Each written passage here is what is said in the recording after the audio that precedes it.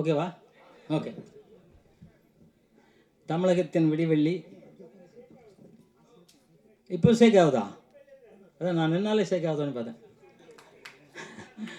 தமிழகத்தின் விடிவெள்ளி தமிழர்களுக்கு எங்கெல்லாம் இந்த பாதிப்புனாலும் தன்னோட அத்தனை வேலையும் வந்து நிற்கிற, முன்னாடி நின்று தமிழருக்கு உதவி செய்கிற,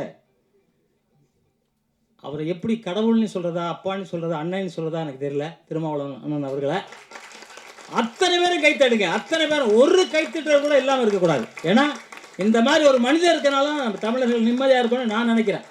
எனக்கெல்லாம் இடையில ஒரு 10 வருஷம் முன்னாடி தமிழ் பிரச்சனை, தமிழன் இருக்கக்கூடாதுன்னு சொல்லுது. அவர் துணிஞ்சு நின்று எனக்காக போராடி இன்னைக்கு கில்டை காப்பாற்றுனது, இன்னைக்கு தமிழ்நாட்டில் தமிழங்கையில் இருக்க காரணம் அந்த மாமனிதர் தான். அந்த மாதிரி மனிதன் கூட நின்று பேசுகிறதுக்கே எனக்கு பெருமையாக இருக்குது, சந்தோஷமாக இருக்குது. அவர் நீண்ட ஆயுளாக இருக்கணும். எனக்கு ரொம்ப ஆசை ஒன்று இருக்குது, அந்த இடத்துல சொல்ல முடியல, அவர்கிட்ட தான் சொன்னேன். அந்த ஆசை நிறைவேறணும் நான் இறைவன்கிட்ட வேண்டிக்கிறேன்.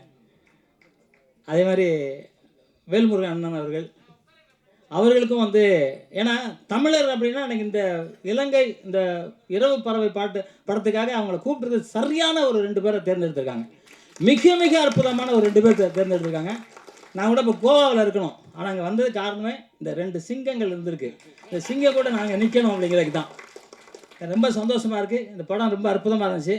இலங்கை தமிழர்களுக்காக எப்போ அது பிரச்சனை வந்து அத்தனை நேரம் போராடின திருமாவளவன் அண்ணன் அவர்கள்.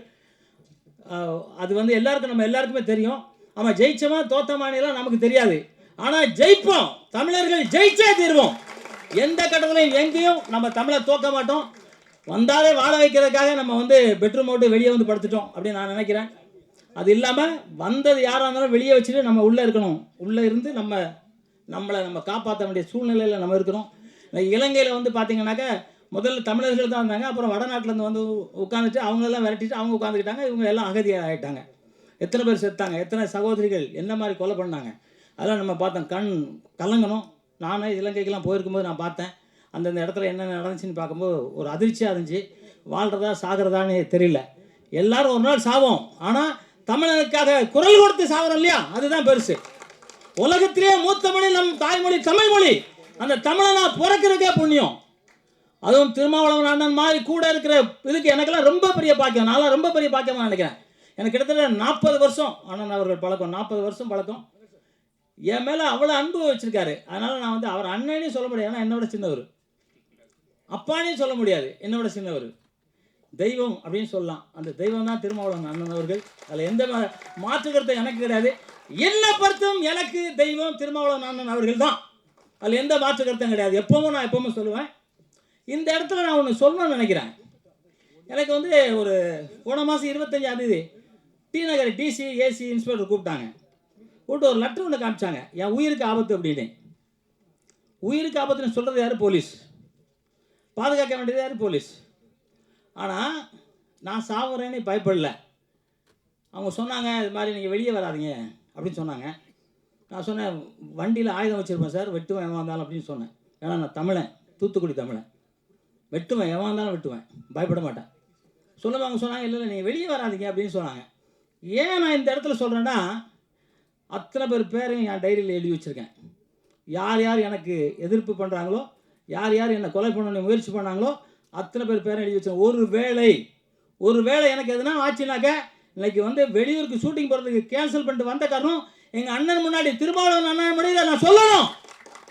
ஒருவேளை ஆம்சாங் மாதிரி ஆயிடுச்சுன்னா, போட்டு தள்ளிட்டாங்கன்னா, அவ்வளோ ஈஸியாக போட்டுற முடியாது. இருந்தாலும் போட்டுட்டாங்கன்னா எல்லாம் அண்ணன் திருமாவளவன் டைரியில் எழுதி வச்சுருக்கேனே, உங்களுக்காகவே ஒன்று பார்சல் பண்ணி வச்சுருக்கேன்.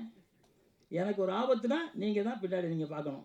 இந்த இடத்துல நான் சொல்கிறேன். ஏன்னா எனக்கு வேறு யாரும் இல்லை, நீங்கள் தான், எல்லோரும் நீங்கள் தான். என்னை வந்து சும்மா தொட்டுட்டுலாம் போயிட முடியாது. அப்படி தொட்டால் அதுக்காக பெரிய விலை கொடுக்கணும். ஒருத்தன் கூட வீட்டில் குடும்பத்தோடு வாழ மாட்டான். அது பெரிய இது இருக்கணும். இப்போ வந்து இந்த படத்தை பற்றி பேசுகிறேன், ஏன்னா உணர்ச்சி வசப்பட்டேன்னு நினைக்கிறேன். இந்த படம் வந்து டைரக்டருக்கு முதல்ல கை தட்டுங்க. ஏன்னா ஒரு அற்புதமான படம் பண்ணியிருக்காரு. அதே மாதிரி இந்த இலங்கை தமிழர்கள் பற்றி சொல்லணும்னு ஒரு நினச்சாங்கல்ல, அதுக்கே ஒரு ஆன்சர், ஒரு பெரிய வாழ்த்துக்கள். ஏன்னா யாருக்குமே அது வரல. பணம் இருக்கிறவங்களாம் பீரோவில் கொண்டு அடுக்கிக்கிட்டே இருக்காங்க, இல்லை அண்டர் கிரவுண்டில் எடுக்கிறாங்களா தெரில. ஆனால் பணம் இல்லாதவங்க தமிழர்களை வாழ்த்தணும், தமிழர்கள் நல்லா இருக்கணும்னு நினைக்கிற இந்த வேதாஜி பாண்டியன் அவர்களும், அந்த தயாரிப்பாளர் அவர்களும், இந்த கேமராமேன் சார் அவர்களும், இதில் இசையமைத்த இசையமைப்பாளர்களும், எடிட்டர்களும், இதில் தொழில் செய்த அத்தனை தொழில்நுட்ப கலைஞர்களுக்கும் வாழ்த்துக்கள் சொல்லி, ஏன்னா திருமணம் 2 மணிக்கு வேறு ஒரு ஃபங்க்ஷனில் இருக்கணும், 3 மணிக்கு ஒரு ஃபங்க்ஷனில் இருக்கணும். அவரை பேச அவர் கடலூர் போனோம், அவர் 4 மணிக்கு கடலூரில் இருக்கணும். அதான் உங்களுக்கு ஒரு ஹெலிகாப்டர் ஒன்று வாங்கிக்கிங்க அப்படின்னு கேட்டேன். ஹெலிகாப்டர் சல்லுன்னு போயிடலான்னு கேட்டேன். அதனால் சொன்னேன். அதனால் அர்ஜென்ட்டாக பேசினால இந்த பேச்சைத்துடன் நான் நிறைவு செஞ்சுட்டு, எப்பவும் சொல்கிற மாதிரி உலகத்திலேயே இந்தியா தான் மிகப்பெரிய நாடு, புண்ணியமான நாடு. அதை விட பெருசு தாய். நம் தாய் அம்மா அம்மானி ஒரு குழந்தை பிறக்கிறதுக்கு எத்தனை வாட்டி அவங்க அம்மானி கத்துனாங்களோ, அதை நம்ம பிள்ளை பிறந்ததுக்கு ஒரு அம்மா அம்மானி நம்ம சொல்கிறது இல்லை. ஏன்னா அம்மாவை கொள்கிறான் பணத்துக்காக. அது இல்லாமல் புரட்சித் தலைவர் எம்ஜிஆர் அவர்கள் சொன்ன மாதிரி தாயை மதிங்க. தாயை மதிச்ச மட்டும்தான் தலைநிமிர்ந்து வாழ முடியும். அந்த தந்தையும் தாயும், தந்தையை பற்றி ஒரு பாட்டு எழுதியிருந்தாங்க, ரொம்ப அற்புதம் இருந்துச்சு. அந்த பாடலாசிரியர் வந்திருக்காரா? அது உண்மையிலே ஒரு கைத்தட்டு தட்டலாம். உண்மையிலே சூப்பர். தந்தையை பற்றி ஒரு பாட்டு எழுதியிருந்தாரு. அந்த தாயும் தந்தை வணங்குங்க. எல்லாத்துக்கும் மேலே தமிழை வணங்குங்க. தமிழ் தான் உலகத்திலே மூத்த மொழி. எந்த நாட்டில் போனாலும் சரி மாடு அம்மானி தான் சொல்லுது. நம்ம காதடிச்சா ஓமுங்கிறது தான் சொல்லுது. கடல் அலையில் போனாலும் தமிழ் தான் பேசுது. எல்லா உயிரினமும் தமிழ் தமிழ் தமிழ் தான் பேசுது. அந்த தமிழனா பிறந்திருக்கிறது பெரிய கொடுப்பனை. அது மாதிரி திருமான மாதிரி ஆளு அவங்க கூட நம்ம இருக்கிறது அதை விட பெருமை. அந்த தமிழ் வாழ்க, தமிழ் வெல்க, தமிழன் வெல்க தீர்வா. நன்றி, ஜெய்ஹிந்த்.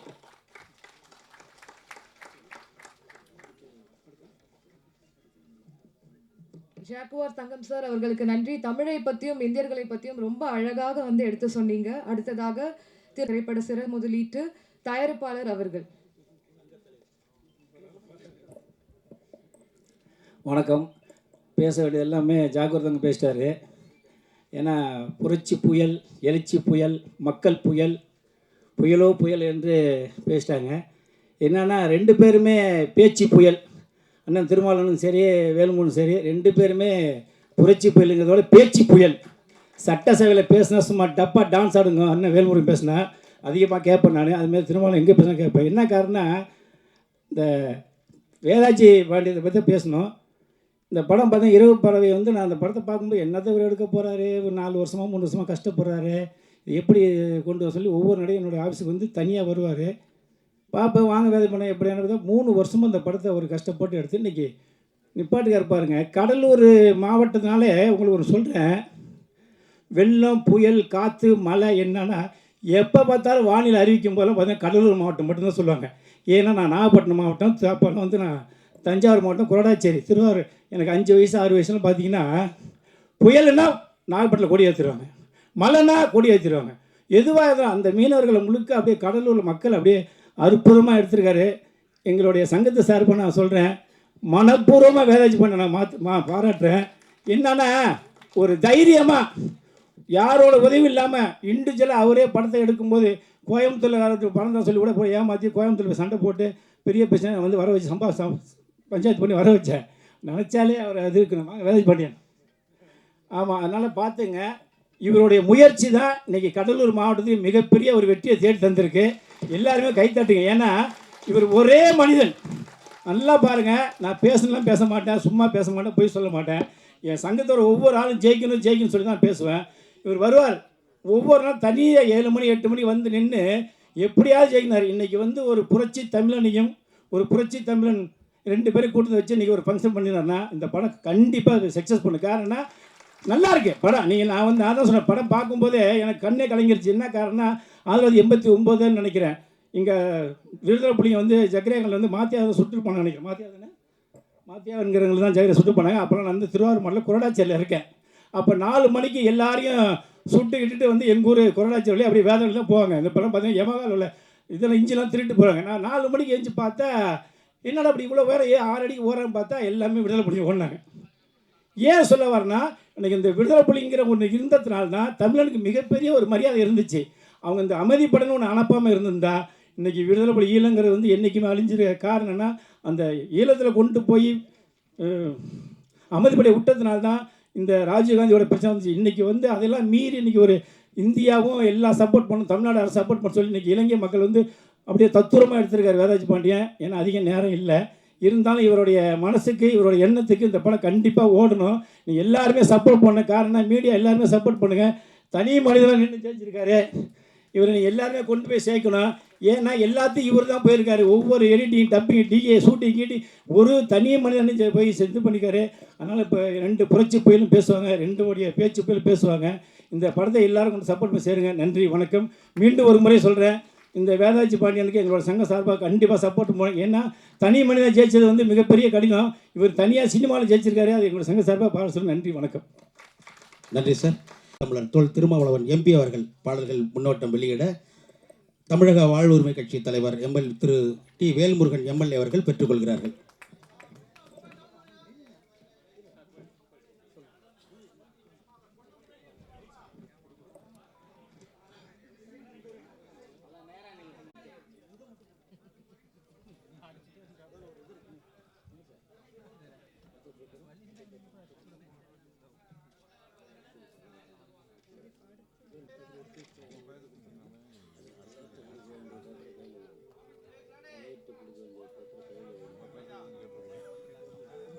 கிடையாது, தவறு இருந்தால் என்னை மன்னிச்சுக்கோங்க. இந்த இரவு பறவை திரைப்படத்தை நான் இந்த ஒரு நல்ல ஒரு கான்செப்ட் எடுத்திருக்கேன். படத்துடைய தலைப்பு இரவு பறவை. இந்த இரவு பறவைனா இரவில் இரையை தேடி பறந்து அதை இரையை தேடி கொண்டு வந்து சாப்பிட்டுட்டு அது உட்காந்து பறக்கிற பறவை இல்லை. இது இரவு பறவை. கடல் கடந்து நாடு கடந்து உடைமைகளை விட்டுட்டு உயிர் பழச்சா போதும்னு வறுமையில் வாடி தப்பிச்சு தமிழகத்துக்கு வந்து தாய் தமிழ் தொப்புள் கொடி உறவுகளை தேடி வந்து உயிர் பழச்சா போதும்னு வந்து 2 நாட்டுடைய இராணுவத்தையும் கண்ணுக்கு தெரியாமல் மறைஞ்சு கடைசியாக கரை சேர்ந்து வந்து இங்கே வாழ்கிற மக்களுடைய வலியும் வேதனையும் கடல் பறவையா, அதாவது இரவில் வந்து தப்பிச்சு வருவாங்க. அதனால் அந்த இரவு பறவைன்ற அந்த டைட்டில் அதுக்காக வச்சோம். அந்த மக்களுக்காக நான் ஒரு சிறப்பான ஒரு வாழ்வியலான படத்தை நான் எடுத்திருக்கேன். இந்த படத்துக்கு நீங்கள் எல்லாருமே சப்போர்ட் பண்ணணும், மீடியா நண்பர்கள் எல்லாருமே. இது இன்னொன்றுனா, இந்த படத்துக்கு நான் என்ன நினச்சனோ அதை நான் எடுத்திருக்கேன். இந்த படத்தை வாழ்த்த வருகின்ற என் ஆருயிர் அண்ணன், நான் என்ன சொல்கிறதுன்னு தெரில, என்னுடைய கடவுளாக நினச்சிக்கிட்டு இருக்கிற எங்கள் அண்ணன் தொல் திருமாவளவன் அவர்கள் இதை நேரில் வந்து என்னை வாழ்த்துறதுக்கு வந்தது மிகப்பெரிய சந்தோஷமாக இருக்குது. அதுவும் இன்னொரு மிக பிரம்மாண்டமான ஒரு மனிதர், எங்கள் விடிவெள்ளி, தமிழகத்தின் விடிவெள்ளி அண்ணன் டி வேல்முருகன் அண்ணன் அவர்கள். அண்ணன்ட்ட சொன்ன உடனே, இந்த கான்செப்ட் சொன்ன உடனே இது மிகப்பெரிய ஒரு ரீச் ஆகும், நல்ல கான்செப்ட்டு, நான் கண்டிப்பாக வருவேன், அவசியம் வருவேன் அப்படின்னு சொல்லிட்டு எனக்காக வந்து வருகை தந்திருக்கிறார். அவர்களுக்கும் ஒரு மிகப்பெரிய நன்றியை தெரிவித்துக் கொள்கிறேன். மற்றும் இங்கே வருகை தந்திருக்கிற அனைவருக்கும் போதிய நேரமின்மை இல்லாத காரணத்தினால் அனைத்து தரப்பட்ட எனக்காக உழைத்த கடலூர் மக்கள், கடலூர் நடிகர் சங்கம், என்னுடன் பணியாற்றிய உதவி இயக்குநர்கள், டெக்னீஷியன்ஸ், ஒவ்வொருத்தரையும் நேரம் சொல்ல விரும்பலை, நான் முடியலை, டைம் இல்லை. எனக்காக என்னுடன் தோள் கொடுத்த மின்சாரம் திரைப்படத்தின் இயக்குனர் அண்ணன் செல்வகுமாரன் அவர்கள்லாம் எனக்கு ரொம்ப மிகப்பெரிய உதவியாக இருந்தாங்க. இன்னும் நிறைய சொல்லணும், எனக்கு போதிய நேரம் இல்லை, தலைவர்கள்லாம் பேசணும் இந்த படத்தை பற்றி. மிகப்பெரிய அளவில் இது கடைக்கோடி மக்களுக்கும் போய் சேரக்கூடிய விஷயமா இதை கொண்டு போகணும்னு சொல்லி நான் விருப்பப்படுறேன். எல்லாருடைய மனசுலையும் எல்லாருடைய வாயிலையும் இரட்டை குடியுரிமையை பற்றி ஒவ்வொரு தலைவர்களும், நம்ம இப்போ இருக்கிற நம்ம முதலமைச்சர் வரைக்கும் ஒரு கோரிக்கையெல்லாம் வச்சுக்கிட்டு இருக்காங்க மத்திய கவர்மெண்ட்டில். எல்லாருமே வாய் வழியாக பேசக்கூடிய ஒரு விஷயத்தை நான் ஒரு திரைப்படமாக எடுத்து இந்த மக்களுக்கு ஏதாவது ஒரு நல்லது செய்யணும் அப்படின்ற ஒரு நோக்கத்தில் எடுத்திருக்கேன். இது எல்லாரும் ஒத்துழைப்பு தந்து மீடியா மக்கள், மீடியா பப்ளிக், ப்ரெஸ்ஸு, சொந்த பந்த அனைவருக்கும், எங்கள் வருகை தந்த அனைவருக்கும் மீண்டும் ஒரு முறை நன்றியை சொல்லி விடைபெறுகிறேன். நன்றி, வணக்கம்.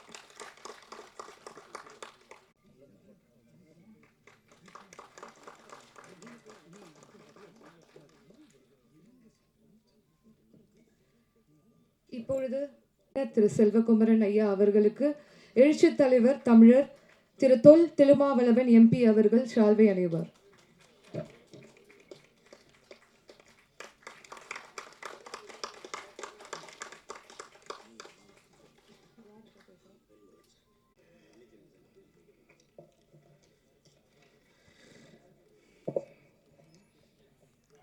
படத்தின் தயாரிப்பு தமிழ் திரை சேனல்.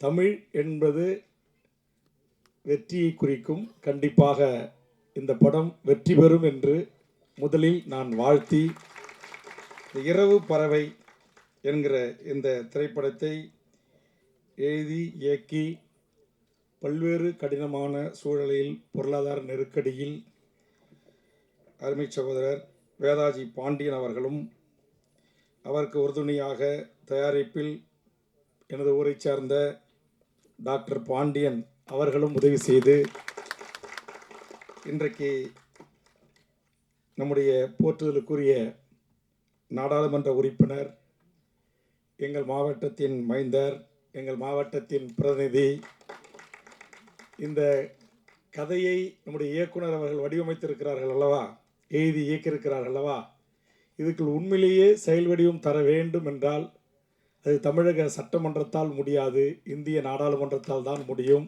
அதை செய்யக்கூடியவராக இருக்கக்கூடிய அண்ணன் விடுதலை சிறுத்தைகளின் தலைவர் என் அன்புக்குரிய அண்ணன் திருமாவளவன் அவர்களையும்,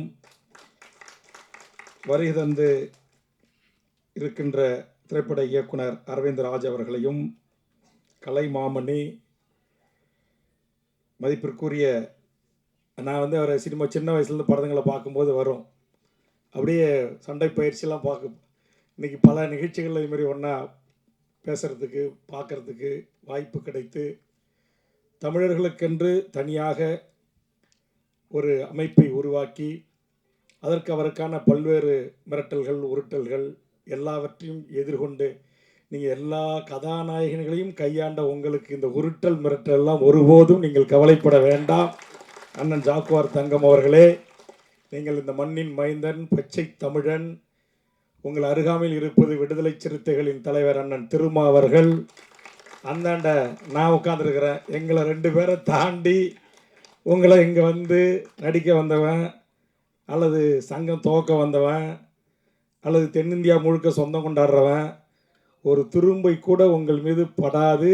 நீங்கள் கவலையே பட வேண்டாம், அச்சமே பட வேண்டாம். அதனால் தொலைபேசியில் அடிக்கடி அண்ணன் பேசுவாங்க, வாழ்த்துவாங்க. தமிழ் வாழ்வுரிமை கூட்டமைப்பு சார்பாக நிகழ்ச்சிகளை நாங்கள் முன்னெடுக்க போது, நீங்கள் தென்தமிழ்நாட்டின் தமிழன், திருநெல்வேலி எதில் வீரம் என்று உங்களுக்கு தெரியும், நான் சொல்லக்கூடாது. அதனால் இனி உங்கள் வாயால் வந்தேரிகளாலோ அல்லது வேறு நபர்களாலோ உங்கள் உயிருக்கு அச்சம் பயம் என்கிற வார்த்தை வரக்கூடாது. நாங்கள் இருக்கிறோம் என்பதை முதலில் பதிவு செய்து, அதுபோன்று இங்கு தமிழ் திரைப்பட சிறு முதலீட்டார் தயாரிப்பாளர் சங்கத்தின் சார்பாக வாழ்த்திய அன்பு செல்வன் அவர்களுக்கும், வருகை தந்திருக்கின்ற எங்கள் அண்ணன் திருமா அவர்களை இயக்கிய இயக்குனர் செல்வகுமரன் அவர்களுக்கும், அன்புதுரை, கமலக்கண்ணன், ரங்கராஜன், பாண்டியன், சங்கர், உமாசங்கர், ராஜா, படத்தில் நடித்திருக்கிற அரசியல்வாதியாக நடித்திருக்கிற நிழல் ரவி, குல் சுரேஷ், அனீஷ் பிரபு, சக்திவேல், மதுரம் அம்மா உள்ளிட்டவர்களுக்கும், இன்னும் நிறைய பேர் படிச்சுக்கிட்டே போகணும், எழுதி கொடுக்க சொன்னேன், யாரும் கோபித்து கொள்ளாதீர்கள்.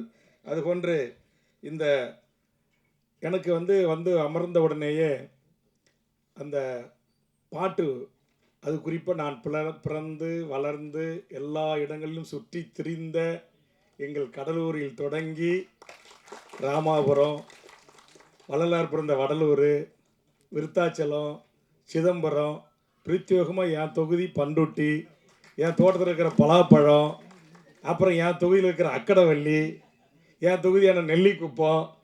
ரொம்ப நன்றி. இந்த பாடல் ஆசிரியர் புண்ணியவன் யாருங்க, ரொம்ப மகிழ்ச்சி. ஏன்னா எனக்கு ஒரு ஆதங்கம் உண்டு. என்னதான் இருந்தாலும் இந்த மண்ணின் மீது ஒரு ஈர்ப்பு, ஒரு பாசம் இருக்கும்ல. எனக்கும் இருக்கும், எங்கள் அண்ணன் திருமாவுக்கும் இருக்கும், அண்ணன் ஜாக்குவாருக்கும் இருக்கும், எல்லாருக்கும் இருக்கும் அந்த மண்ணின் மீது. உலகத்துக்கே ராஜா வந்தாலும் தாய்க்கு பிள்ளை தானேன்னு சொல்லுவாங்கல்ல, அந்த மாதிரி கொங்கு நாட்டை பற்றி அந்த மொழியில் அந்த கலாச்சாரத்தை குறித்து படம் வரும். தென் தமிழ்நாட்டு குறிப்பாக மதுரை, திருநெல்வேலியை மையமாக வச்சு படம் வரும் நிறையா. நம்முடைய தமிழர்களுடைய அந்த குடும்பம், உணவு முறை, பண்பாடு, சண்டை, வீரம், திருநெல்வேலின்னா அருவா, மதுரைன்னா ஜெகர்தாண்டா, அப்புறம் இன்னும் நிறையாவும் இருக்குது. வீரத்துலேயும் மதுரைக்கு குறைஞ்சது இல்லை. தமிழர்கள் என்றாலே வீரம் தான், அது எந்த விதம் இல்லை. ஆனால் எங்கள் இந்த நடுநாட்டு மக்கள் இருக்காங்களே, நான், அண்ணன் திருமா, எங்கள் தயாரிப்பாளர் பத்திரக்கோட்டை, இந்த புலியூர்கள், என்ன அது படம் புலியூர், ஒரு அந்த அப்படியே இயக்குனர் என் ஊரை விட்டீங்க, தயாரிப்பாளரே என் ஊர் மதுரை, பத்திரக்கோட்டை தான், என் ஊர் புலியூர். அதனால் புலிக்கு எனக்கு சொந்தம். வாய்ப்பு இருந்தால் எங்கேயாச்சும் இடையில் கொஞ்சம் புலியூர் அப்படின்னு சேர்த்து ஒரு வரிகளை, ஏன்னா என் ஊரை சேர்ந்த பாலமுருகன் தம்பி கூட நடிச்சிருக்கிறான், என்னுடைய உறவினர் பையன். அதுக்கு எதுக்காக சொல்ல வரேன்னா, அதை கேட்கும்போது உண்மையிலேயே நான் ரொம்ப ஒரு நெகிழ்ந்துட்டேன். ஏன்னா இதெல்லாம் நிறைய படங்கள் பார்க்குறோமே, தங்கர் பச்சி அந்த முந்திரி கொட்டை பொறுக்கிறத, பலாப்பழம் போகிறத, அதுக்கு பிறகு பத்திரக்கோட்டையிலேருந்து வந்து ஒரு தயாரிப்பாளர். நம்முடைய இயக்குனருக்கு வந்து சொந்த ஊர் ராமநாதபுரம். அவரை அந்த ராமநாதபுரம் சொந்த ஊருக்காரங்களுக்கு தான் தெரியும் அந்த படகுல வர்ற மீனவர்கள், அவங்க அந்த புலிகள் அல்லது காயம்பட்ட போராளிகள், ஈழ உறவுகளை எப்படி பத்திரமா பாதுகாத்து அடைகாத்து கொண்டு வந்து இங்கே கரை சேர்க்கிறாங்க. அதற்கு அவங்க சந்தித்த வழக்குகள், பொய் வழக்குகள், புனையப்பட்ட பல்வேறு கதைகள். ஆக அந்த திரைக்கதை அவர் சொன்ன உடனேயே நான் வந்து கண்டிப்பாக ஈழம் சார்ந்த, அதுவும் குறிப்பாக அகதிகள் என்று சொல்லக்கூடாது, எங்கள் தொப்புள் கொடி உறவுகள். ஆனால் இந்த சென்சாருக்காக என்ன செஞ்சுருக்காருன்னா, இந்திய வம்சவழி தமிழர்கள் இங்கே வர்ற மாதிரின்னு சொல்லியிருக்கிறாரு. அது இந்திய வம்சவழி தமிழர்களை காட்டிலும் அந்த மண்ணின் பூர்வீக குடி மக்களான என் ஈழத்து உறவுகள் தான் படகுகளிலே இங்கே வந்து போராளிகளாகவும், கரும்புலிகளாகவும், கடற்புலிகளாகவும், வான்புலிகளாகவும், உலகத்தில் எந்த ஒரு இனத்தின் விடுதலை போராட்டமும் இத்தனை படைகளையும் கொண்டு, வான்புலிகள் என்று சொல்லக்கூடிய விமானப்படை, தரப்படை, கப்பல் படை என்று அத்தனை படை கொண்டு ஒரு விடுதலை போராட்ட இயக்கம் உலக அரங்கில் விடுதலைக்கு போராடியது என்று சொன்னால், அது எம் தமிழீழ தேசிய தலைவர் மேதகு வேலுப்பிள்ளை பிரபாகரன் என்கிற மகத்தான தலைவன் தலைமையிலான அந்த விடுதலை புலிகளின் இயக்கம். ஆக அந்த இயக்கம் அந்த மண்ணில் ஒரு சுதந்திர தமிழ் ஈழத்திற்காக, அந்த தாகத்திற்காக 50,000 போராளிகள் அந்த மண்ணில் விதையாக விழுந்திருக்கிறார்கள். ஒரே நாளில், ஒரே வாரத்தில் 1,76,000க்கும் மேற்பட்ட மக்கள் கொல்லப்பட்டிருக்கிறார்கள். நேற்றைய முன்தினம்தான் இதை குறித்து செஞ்சியிலே பல்லாயிரக்கணக்கான உறவுகளை திரட்டி இதற்கான ஒரு நினைவேந்தலை நான் நடத்திய போது வேதனையின் உச்சமாக சில வார்த்தைகளை நான் அந்த நிகழ்விலே பேசினேன். வந்த உடனே அண்ணன் திருமாவளவோடு அதை குறித்து நான் பகிர்ந்து கொண்டேன். இன்றைய தமிழ்நாடு முதலமைச்சரிடத்தில் 4 ஆண்டு காலம் தொடர்ந்து சட்டமன்றத்தில் வலியுறுத்தி இருக்கிறேன். அப்படிப்பட்ட அந்த கருத்து தான் இங்கே வாழ்கின்ற எமது தொப்புள்குடி உறவுகளான ஈழ உறவுகள் ஒரு 2 சென்ட், 1 சென்ட், 1/4 சென்ட் நிலம் வாங்கி தங்க பேரில் பதிவு செய்ய முடியாது. உழைச்சி ஒரு இருசக்கர வாகனம் வாங்க முடியாது. இங்கே படித்து, இங்கே நம்மளை இந்தியாவிலேயே பிறந்து இன்றைக்கு கல்லூரி படிப்பை முடித்து இன்றைக்கு விளையாட்டு வீரனாக திகழ்ந்தால், எல்லா 7 மெடல் வாங்கியிருக்கிறது ஒரு ஈழத்து சகோதரி குழந்தை. ஆனால் தெற்காசியாவில் போய் விளையாடுறதுக்கு பாஸ்போர்ட் கிடையாது, அனுமதி இல்லை. காரணம், அவர்கள் அகதி. நானும் அண்ணன் விடுதலை சிறுத்தைகள் தலைவர் அண்ணன் திருமாவர்களுடைய சார்பாக சட்டமன்ற உறுப்பினராக வந்தவர்கள்தான். மாண்புமிகு கலைஞர் அவர்கள் இருந்தபோது நாங்கள் அவரிடத்திலே வலியுறுத்தி, நான் தொடர்ந்து சட்டமன்றத்தில் பேசி, இங்கு துவக்கப்பள்ளி கூட படிப்பதற்கு ஆரம்ப கட்டத்தில் அனுமதி இல்லை. உயர்நிலைப் பள்ளிக்கு போக முடியாது, உயர்கல்விக்கு வழி கிடையாது. பன்றி குடிசைகளோட கேவலமாக இருக்கும் அந்த குடிசைகள். அவர்களுக்கு அடிப்படை வசதிகள், கட்டமைப்புகள், அதை அத்தனையும் கொஞ்சம் கொஞ்சமாக சட்டமன்றத்தில் போராடி ஒரு மக்களால் தேர்ந்தெடுக்கப்பட்ட தமிழக அரசு இங்கு வாழ்கின்ற எமது உறவுகளுக்கு இந்த கூட்டத்தில் கூட என் கோரிக்கை ஏற்கப்பட்டு மாண்புமிகு தமிழக முதலமைச்சர்களால் ஈழ அகதிகள் குடியிருப்பு என்று சொல்லக்கூடியதை மாற்றி அமைத்து அவர்களுக்கு 3000 வீடுகளுக்கான அறிவிப்பு வெளியிட்டிருக்கிறார்கள். இப்போ பல்லாயிரக்கணக்கான வீடுகள் தமிழ்நாடு முழுவதும் இவர்கள் வாழ்கின்ற இடங்களில் கட்டி தந்து கொண்டிருக்கிறோம். அதில் கூட எனக்கு திருப்தி இல்லை. நான் ஆய்வுக்கு போன எல்லா கலெக்டர் ஆஃபீஸெல்லாம் கூட்டுக்கிட்டு அவர் கழிவறையை வெளியில் வச்சுருப்பாங்க. நான் சொன்ன ஒரு வயது வந்த பெண் அல்லது ஒரு இந்த பேய் பிசாசுக்கு பயப்படுற ஒரு பொண்ணு, ஒரு சின்ன பையன் எப்படிங்க 12 மணி 2 மணிக்கு வெளியில் வந்து அவன் டாய்லெட்டை பயன்படுத்த முடியும்? கட்டி கொடுக்க தான் கட்டி கொடுக்குறீங்க, இன்னும் ஒரு 10 அடி சதுரடி கொஞ்சம் பெரிதாக கட்டி கொடுக்கக்கூடாதுன்னு அதற்கு ஒரு பரிந்துரையும் நான் செய்தேன். நான் எதற்காக இதையெல்லாம் சொல்லுகிறேன் என்று சொன்னால், இன்றைக்கு இங்கு வாழ்கிற இந்த மக்கள், அவருடைய தொப்புள் கொடி உறவுகள் உலகம் முழுவதும் வாழ்கின்றார்கள். கனடாவில் ஒரு ஈழத்தமிழர் இன்றைக்கு அமைச்சராக பதவியேற்றிருக்கிறார். இந்த நேரத்தில் அவருக்கு நான் வாழ்த்துக்களை இந்த நிகழ்ச்சியின் சார்பாக சொல்லுகிறேன். நாடாளுமன்ற உறுப்பினர்களாக பல உயர்ந்த பதவிகளை வைக்கிறார்கள். ஆனால் இந்தியா எமது தாய்நாடு, பன்னெடுங்காலத்திற்கு முன்பு கடல்கோளால் பிரிக்கப்பட்ட என் ஈழம் என்கிற ஒரு தேசம், அந்த தேசத்தின் உறவுகள் இந்த மண்ணில் எவ்வளவு வலியோடு வேதனையோடு வாழ்ந்து கொண்டிருக்கிறார்கள். இன்றைக்கும் காலையில் 10 மணிக்கு வெளியில் வேலைக்கு போயிட்டு மாலை 6 மணிக்குள்ளே சிறப்பு முகாமுக்குள்ளே திரும்பலை அப்படின்னா கியூ பிரான்ச் அடுத்த நிமிஷம் அங்கே போய் நிற்பாங்க. இதையெல்லாம் நான் கூட அண்ணன் திருமாவட்ட வழியோடு சொன்னேன். 11 முறை இந்த மக்கள் படுகின்ற துன்பம் துயரங்களை குறித்து நான் இந்த நாட்டுடைய முதலமைச்சரை சந்தித்து கடந்த சில மாதங்களில் பேசியிருக்கிறேன். சமீபத்தில் ஒரு 6 பேர் கைது செய்யப்பட்டிருக்கிறாங்க. அவர்கள் செய்த குற்றம் பாஸ்போர்ட் இல்லாமல் வந்தது, படகுகளில் வந்தது. இந்த கதையின் கரு அப்போ ஒத்து போகுது. அவர் இந்த கதை இயக்குனர் என்கிட்ட அந்த கதையும் சொல்லலை, என்ன இதுமாரி இதை சார்ந்த ஒரு படம் அப்படின்னாரு. நேற்றுக்கு தான் நான் ரொம்ப கோபமாக உணர்ச்சி வயப்பட்டு அந்த மேடையில் பேசினேன். முதலமைச்சருக்கு வேண்டுகோள் வைத்தேன். தனித்தமிழ் ஈழம்தான் ஒற்றை தீர்வு என்கிற ஒரு சட்டமன்ற தீர்மானமும் உலகம் முழுவதும் வாழ்கின்ற ஈழ உறவுகள்கிட்ட, தமிழ்நாட்டில் இலங்கையில் யாழ்மண்ணில் வாழ்கின்ற அந்த உறவுகள்கிட்டையும் நீங்கள் ஒரு பொது வாக்கெடுப்பை ஐக்கிய நாடு சபையினூடாக நடத்தி அந்த மக்களுக்கான ஒரு சுதந்திர தனித்தமிழ் ஈழ அரசை உருவாக்கி தருவதற்கு மாண்புமிகு முதலமைச்சர் தலைமையிலான 40 நாடாளுமன்ற உறுப்பினர்களும் டெல்லிக்கு உரிய நெருக்கடியை தர வேண்டும். அண்ணன் திருமா அதற்கு வழிகாட்ட வேண்டும், தலைமையேற்க வேண்டும். இதை கருத்தைத்தான் நேற்றைய கூட்டத்தில் நான் பேசினேன். அது இன்னைக்கு அப்படியே வந்து பொருந்தது. இந்த கதையும் அதான். அதுக்கு பிறகு நான் சொன்னேன் 5 சொன்னேன். அதில் ஹைலைட்டாக நான் சொன்னது இந்த தீர்மானம். இந்த திருச்சியில் ஒரு சிறப்பு முகாம் இருக்குது. ஏற்கனவே பல முகாம்களை நான் அண்ணன் எல்லாம் நான் இருந்த பாமக எல்லா கட்சியும் சேர்ந்து போராடி பல சிறப்பு முகாமில் மூடிட்டோம். ஆனால் இன்றைக்கி ஒரு சிறப்பு முகாம் அங்கே இருக்குது. அதை மூடணும். அவங்க மூடிட்டு அவங்க விரும்புகிற நாடுகளுக்கு உலகம் முழுவதும் என் ஈழ உறவுகள் உட்காந்துருக்காங்க. அவங்க அரவணைத்து அன்பு பாராட்டிருக்காங்க. லண்டன் ஏற்றுக்கிறான், அமெரிக்கா ஏற்றுக்கிறான், ஆஸ்திரேலியா ஏற்றுக்கிறான், உலகத்தில் எல்லா நாடுகளும் ஏற்றுக்கிறான். அந்த நாட்டு குடிமகனாக இருக்கிறான், வேலை கிடைக்கலன்னா சம்பளம் கொடுக்குறான், வீடு வாடகை இல்லாமல் கொடுக்குறான், எல்லா உதவிகளும் செய்கிறான். ஆனால் என் தொப்புள் கொடி உறவு என்று நம்ம பேசுகிறோம். பக்கத்தில் 10 மைல் தூரத்தில் இருக்கிற என் உறவுகள் இந்த மண்ணில் எவ்வளவு வலியோடு வேதனையோடு இருக்கிறாங்க. இன்னமும் தமிழ்நாட்டுடைய காவல்துறை உளவு பிரிவு, கியூ பிரிவு கண்காணிப்பின் கீழ் தான் அவர்கள் வாழ்கிறார்கள். இன்னமும் என் எழுத்து உறவுகளுக்காக நான் கடந்த சட்டமன்ற கூட்டத்தொடரில் கவன ஈர்ப்பு கொண்டு வந்து 20 நிமிடம் போராடி பேசியிருக்கிறேன். ஒன்றிய அரசு மருத்துவம் படிப்பதற்கு என் எழுத்து உறவுகளை அனுமதிக்கவில்லை, இன்னும் அனுமதிக்கலை. இப்போ குறிஞ்சிப்பாடிலாம் வருதுனால சொல்கிறேன். ஒரு பெண் புள்ள எம்டெக் படித்த பொண்ணு, அந்த பொண்ணு ஒரு 2 சென்ட் இந்த விதிகளை தெரியாமல் ஒரு 2 சென்ட் நிலம் வாங்கிறதுக்கு அது ஒரு அக்ரிமெண்ட் போட்டாங்க. இதை பக்கத்தில் இருந்த யாரோ ஒருத்தன் அரசுக்கு போட்டு கொடுத்து அந்த பெண்ணையும் அவங்க அப்பாவையும் 55 நாள் சிறை பிடிச்சிருக்கிறாங்க. சிறையில் இருக்காங்க, கடலூர் சிறையில். அவங்க செய்த குற்றம் என்ன?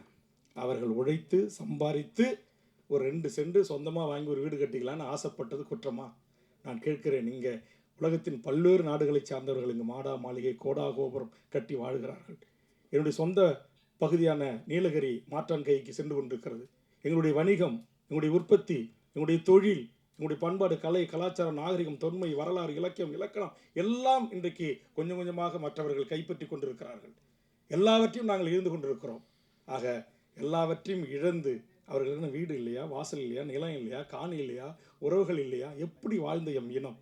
அந்த இனம் இங்கு வந்து இவ்வளவு ஒரு துன்பத்தோடு துயரத்தோடு வாழ்கின்ற இந்த வழிகளையெல்லாம் எடுத்து பல திரைப்படங்கள் வெளியிடுவதற்கு முயற்சித்த போது ஒன்றிய அரசு சென்சார் நிறுவனம் தடை செய்தது, தடுத்து வைத்தது. கண்டிப்பாக இதற்கு சென்சார் வாங்கியாச்சு. நான் வந்த உடனே பக்கத்தில் இருந்த நம்ம தயாரிப்பாளர் கேட்டேன், வாங்கியாச்சு அப்படின்னாரு. எனக்கு கொஞ்சம் விசாரிச்சு சொல்கிறேன் அப்படின்னாரு. ஏன்னா நான் அண்ணன் திரும்பவும் ஏற்கனவே இதே இடத்துல ஒரு படத்துக்கு வந்தேன். அந்த இயக்குனர் பட்ட வலிகள் வேதனைகளுக்காக, ஆமாம் தோழர் சேக்குவரா, அதற்காக நாங்கள் முற்றுகை போராட்டம் நடத்தணும் நாங்கள் 2 பேரும் அப்படின்னு அண்ணங்கிட்ட அனுமதி வாங்கி நான் அறிவித்தேன். நான் எதுக்கு நான் சொல்ல வரேன்னா, அப்படி நம்முடைய வலிகளை, நம்முடைய வேதனைகளை, நம்முடைய வாழ்வியலை, நம்முடைய பண்பாட்டை, கலை, கலாச்சாரத்தை அதையெல்லாம் சொல்லும் போது இங்கே ஒன்றிய அரசு அதிகாரிகளால் அனுமதி மறுக்கப்படுகிறது. ஆக அந்த மக்கள் படுகிற அந்த துன்பம், அதைத்தான் நேற்றுக்கு நான் 5 சொன்ன முதலமைச்சருக்கு. நீங்கள் எனக்கு என்ன கூட நிறைய பேர் நண்பர்களே, ஒரு சீட்டு வாங்கிட்டு போய் அங்கே நிற்கிறாரு, திரும்ப 2 எம்பிக்கு போய் நிற்கிறாரு, 4 எம்எல்ஏக்கு போய் நிற்கிறாரு அப்படின்றாங்க. இந்த 2 எம்பியும் இந்த ஒத்த எம்எல்ஏவும் இந்த மண்ணுக்கும் இந்த மொழிக்கும் இந்த மக்களுக்கும் நாடாளுமன்றத்திலும் சட்டமன்றத்திலும் என்ன சாதித்தது என்பதை அப்படி எழுதுறவங்க, அப்படி பேசுகிறவங்க விவாதம் வச்சிங்கன்னா, ஏதோ விடுதலை சிறுத்தைகள் தலைவர் தலித்து மக்களுக்கான தலைவர் அப்படின்னு நிறைய பேர் சொல்கிறாங்க. இந்தியாவில் இருக்கிற கிட்டத்தட்ட 90 கோடி, இன்றைக்கி 140 கோடி மக்கள் தொகையில் 80% மேல் இருக்கிற ஓபிசி மக்களுடைய இடஒதுக்கீட்டுக்காக முதல் குரல் கொடுத்த ஒரு ஓபிசி சாராத ஒரு தலைவன் அண்ணன் திருமாவளவன். அதுபோன்று இன்றைக்கி சட்டமன்றத்தில் நான் சொன்னேன், எனக்கு சீட்டு கீட்டு நோட்டு எதை பற்றியும் கவலை இல்லை, இந்த தீர்மானத்தை நிறைவேற்றுங்கன்னு சொல்லிட்டு, இந்த சிறப்பு முகாமை மூடுங்கன்னு சொல்லிட்டு, ஈழ உறவுகளில் சில பேருக்கு மாறுபட்ட கருத்துக்கள் இருக்கலாம். ஏன் எங்களை நீங்கள் வந்து ரெட்டை குடிமை வாங்குறீங்க, எங்களை அங்கே நாட்டுக்கு தள்ள பார்க்குறீங்க, இல்லை வேறு அனுப்ப பார்க்குறீங்கன்னு விரும்புகின்ற எம் ஈழ உறவுகள், என் தாய்மண், எமது புலிகள் உறவாடிய மீன்பிடித்த எங்கள் யாழ், அம்பாறை, மட்டக்களப்பு, திரிகோணமலை, வன்னிமண்ணை போய் மிதிக்க வேண்டும் என்று விரும்புகிற என் ஈழத்து உறவுகள், விரும்புகிறவர்களுக்கு இரட்டை குடியுரிமை, இரட்டை அந்த அனுமதி கொடுங்கன்னு தான் கேட்குறோம். அது கூட எங்களை சில பேர் விரும்புகிறாங்க. கட்டாயப்படுத்தி அவங்கள போங்கன்னு சொல்லலை. இந்தியா என்பது இது எங்கள் நாடு தான், உங்கள் நாடு. விடுதலை புலிகள் இந்திய ராணுவம் சென்று அங்கு ஏற்பட்ட அந்த பாதிப்பை குறித்து காசி ஆனந்தன் ஐயா அவர்களும் புதுவை ரத்னதுரை அவர்களும் எழுதிய அந்த வரிகள் எல்லாம் இந்த நாங்கள் போய் வருகிறோம் என்று அந்த பாடல் வரிகள் வரும், நன்றி சொல்கிறோம் என்கிற வரிகள் வரும். களத்தில் கேட்கும் கானங்கள் யாக ராகங்கள். அந்த அந்த பாடல்கள் எல்லாம் நான் கேட்கின்ற போது அவ்வளவு கண்ணீர். நம்மளால் நம்ம இந்திய இராணுவம் சென்று செய்த அநியாய அக்கிரம அட்டூழியங்களை குறித்து. ஆனால் இன்றைக்கி அதெல்லாம் குறித்து எந்த திரைப்பட இயக்குநர்கள் அப்படிலாம் எடுத்து நாம் வாழ்கிற இந்த இந்தியாவை, நம்முடைய இராணுவத்தை, நம்முடைய அரசை யாரும் அப்படி கடுமையான விமர்சனங்களை முன்வைப்பதில்லை. வலிகளை, வேதனைகளை, துன்பங்களை, கணவன் முன் மனைவியை கற்பழித்தான், தகப்பன் தாய் முன் மகளை கற்பழித்தான், எங்கள் பெண் பிள்ளைகளின் மார்புகளை அறுத்து தமிழ்ச்சிகள் கறி வீதிகளில் விற்கப்படும் என்று கம்பிகளில் கோத்தான், என் தாய்மார்களின் கற்பில் இருந்த அந்த பிசுவை காவல்துறையின் துப்பாக்கி முனையில் இருக்கிற கத்தியை கொண்டு கீறி சூஷாக்ஸ் கால்களால் மிதித்தான், தார்களிலே மூழ்கி எடுத்தான், சர்ச்சுகள் மீதும் நல்லூர் கோயில்கள் மீதும் எம் இஸ்லாமியர்கள், தமிழ் இஸ்லாமியர்கள் தொழில் செய்த இல்லங்கள் மீதும் உலகத்தால் தடை செய்யப்பட்ட கொத்துக்குண்டுகளை, பாஸ்பரஸ் குண்டுகளை போட்டு கொலை செய்தான். இந்த வழிகளை அடுத்தடுத்த தலைமுறைக்கு எடுத்து சொல்லி இவ்வளவு வழி நிறைந்தது நம்முடைய வாழ்வு. இன்றைய ஒரு நுகர்வு கலாச்சாரத்தில், ஒரு குளோபல் உலகத்தில் நாம் வேறு விதமான பண்பாட்டு கலாச்சார நாகரிகத்தில் உள்ளடங்கி நம்முடைய வேரை நாம் கொஞ்சம் கொஞ்சமாக செல்லரித்து கொண்டிருக்கிறது என்று தமிழ்நாட்டு தமிழர்கள் நாம் பேசிக் கொண்டிருக்கிறோம். ஆனால் எமது ஈழத்து உறவுகள் அந்த கலாச்சாரத்தோடு வாழ்ந்தாலும், உலகத்தில் எவ்வளவு பெரிய கல்லூரிகளில் பட்டங்களை படித்தாலும், எவ்வளவு பெரிய நிறுவனத்தில் இருந்தாலும் தாய் மண்ணான எம் ஈழ மண்ணை மறக்காமல் வாழ்கிறார்கள். உலகத்தில் வாழ்கின்ற அத்தனை ஈழ உறவுகளும் அகதிகளாக போனாலும் கூட தங்கள் பிள்ளைகளுக்கு தமிழ்நாட்டுடைய பண்பாட்டு விடயங்களை, ஆதி தமிழரின் பறை இசையை தமிழ்நாட்டு தமிழச்சி தங்கைகள் தம்பிகளை விட என் ஈழத்து தம்பிகள் கற்றுக்கொள்ளுகிறான். ஒவ்வொரு வீட்டிலும் பறை இருக்கிறது. தமிழீழ மண்ணில் தமிழீழ தேசிய தலைவன் கைகளில் எங்கள் கடலூர் மண்ணை சேர்ந்த, கீரனூரை சேர்ந்த என் அண்ணன் திருமாவுக்காக பல பாடல்களை எழுதிய என் அண்ணன் அறிவுமதி அவர்கள் இங்கிருந்து நூற்றுக்கணக்கான பறைகளை அனுப்பி வைத்தார். பறை தமிழர்களின் ஆதி இசை. அதிலிருந்து அல்லது கர்நாடக இசையிலிருந்து பரதநாட்டியம் பரதமொழியிடம் கற்றுக்கொண்ட இதிலிருந்து என் தமிழ்ச்சிகள், ஈழத்தமிழ் பிள்ளைகள் இன்றைக்கும் அந்த கலைகளை கையளிக்கிறார்கள். தூய தமிழ்களை, தமிழ் பள்ளிகளை உருவாக்கி கற்றுத்தருகிறார்கள். ஆனால் இந்த மண்ணில் இந்த அகதிகளை தமிழ்நாடு அரசு ஏறெடுத்து பார்க்க வேண்டும். முதலமைச்சர் பார்த்து சில நடவடிக்கைகள் எடுத்துக்கொண்டிருக்கிறார்.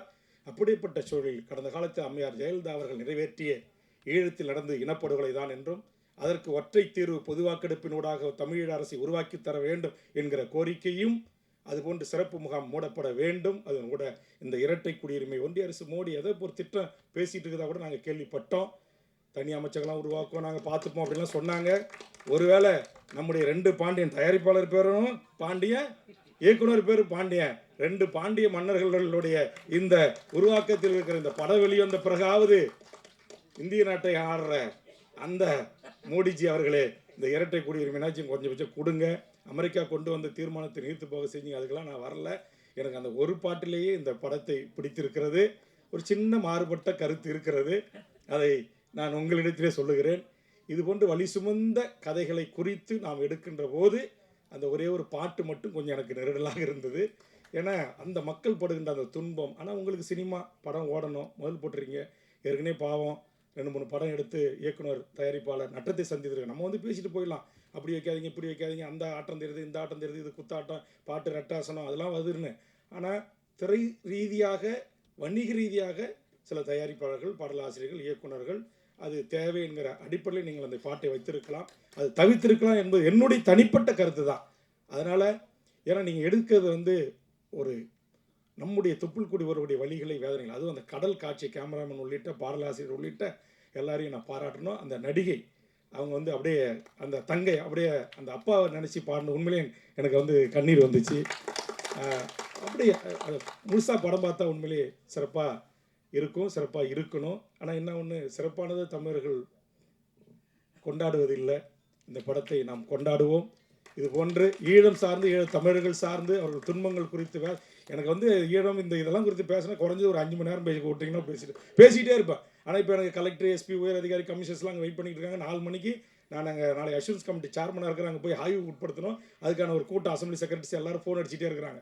இதுக்காக நான் பிரத்யேகமாக கிளம்பி வந்தேன். இப்போ இரவோட ஓடனாங்க கூட்டத்தை நாளைக்கு காலைல மாற்றி வச்சுட்டு போகலான்னு தான் இப்போ கொஞ்சம் நேரம் பேசிகிட்டு இருக்கேன். அந்த அளவுக்கு இப்படி நானே ஒரு உணர்ச்சி வயப்பட்டோம். அண்ணன் திரும்ப சொல்லுவார், நீங்கள் கொஞ்சம் உணர்ச்சி வயப்படக்கூடாது, கொஞ்சம் கோவப்படக்கூடாது, கொஞ்சம் கொஞ்சம் நிதானமாக இருந்தீங்கன்னா நல்லது அப்படிம்பார். ஏன்னா எனக்கு இந்த பொய் பேசுறது, விட்டு கட்டி பேசுறது, அப்படி இப்படி ஏக வசந்தம் ஏற்றி இறக்கி பேசுறது, பாட்டு பாடுறதெல்லாம் ஒன்றுமே தெரியாது. என் உள்ளத்திலிருந்து வரும் வார்த்தைகள் அது பல பேரை காயப்படுத்தலாம், அதை பற்றி எனக்கு கவலை இல்லை. ஆனால் அது உண்மை என்று எனக்கு தெரிந்தால் நான் ஓங்கி உரத்த பேசுவேன்.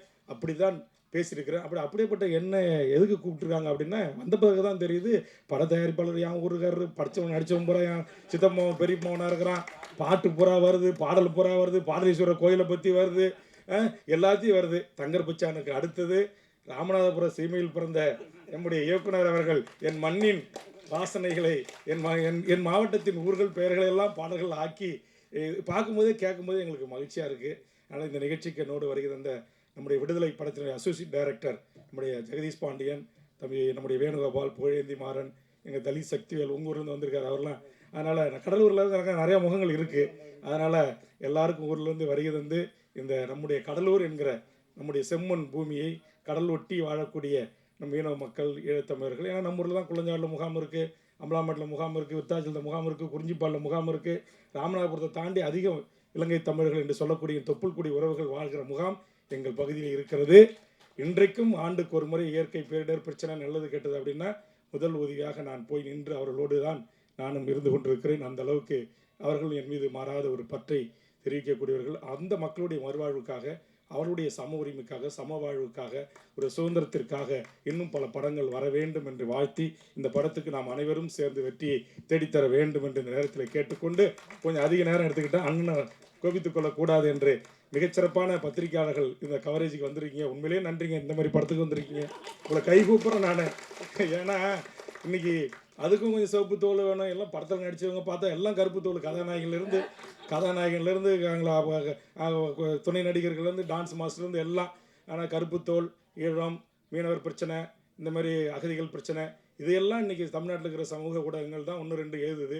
பெரிய இந்த மெயின் ஸ்ட்ரீம் மீடியாக்கள் என்று சொல்லக்கூடியவங்க இந்த பெரிய பத்திரிகைகள்லாம் கண்டுக்கிறதே இல்லை. ஆனால் இங்கே பல பத்திரிகை நண்பர்கள்லாம் உட்காந்துருக்கிறீங்க. இவ்வளவு தொலைக்காட்சி, இவ்வளோ யூடியூப் சேனல்லாம் வந்திருக்கிறீங்க. இந்த வழி நிறைந்த எம் ஈழ உறவுகளின் இந்த சோக கதையை, சொந்த கதையை உலக தமிழ் சமூகத்துக்கு எடுத்து சொல்லுங்கள். ஆளுகின்ற அரசின் கவனத்தின், அவருடைய ஒன்றிய அரசினுடைய காதுகளுக்கு எடுத்து சென்று அவர்கள் சிந்தித்து நல்ல முடிவை எடுப்பதற்கு உங்கள் ஊடகம் உரிய வெளிச்சத்தை இந்த திரைப்படத்தின் மீது பாய்ச்ச வேண்டும் என்று அன்பான வேண்டுகோள் வைத்து, மிகச்சிறப்பாக இந்த படத்தை தயாரித்து இயக்க இருக்கிற அத்தனை நல்ல உள்ளங்களுக்கு, எல்லா ஆர்டிஸ்ட்டுக்கும் எல்லாருக்கும் என்னுடைய சார்பாக எல்லாருமே சிறப்பாக பண்ணியிருக்காங்க. எல்லாருக்கும் என்னுடைய வாழ்த்துக்களையும் பாராட்டுகளையும் தெரிவித்து நிறைவு செய்கிறேன். நன்றி, வணக்கம். நன்றி நன்றி எம்எல்ஏ அவர்களுக்கு நன்றி. இப்பொழுது இயக்குனர் அரவிந்த்ராஜ் சார் அவர்கள் ஒரு சில வார்த்தைகள். பத்திரிகை நண்பர்கள், ஊடக நண்பர்கள் எல்லோருக்கும் வணக்கம். அருமை அண்ணன் திருமாவளவன் அவர்களுக்கும் வேல்முருகன் அண்ணன் அவர்களுக்கும் இந்த நல்ல நிகழ்வுகளை கலந்து கொண்டதற்கு நன்றிகள். படம் ரொம்ப நல்லா வந்திருக்குது. ஒரு அற்புதமான ஒரு முயற்சி. உண்மையிலே அந்த அப்பா பாட்டு மனசை உருக்கி இருக்குது. நிச்சயமாக இந்த படம் மிகப்பெரிய வெற்றி படமாக இருக்கும். அதற்கு பத்திரிகை நண்பர்களும் ஊடக நண்பர்களும் துணை புரிய வேண்டும் என்று கேட்டுக்கொண்டு, இந்த நல்ல வாய்ப்பை வழங்கிய நல்ல உள்ளங்களுக்கு நன்றி கூறி விடைபெறுகிறேன். நன்றி.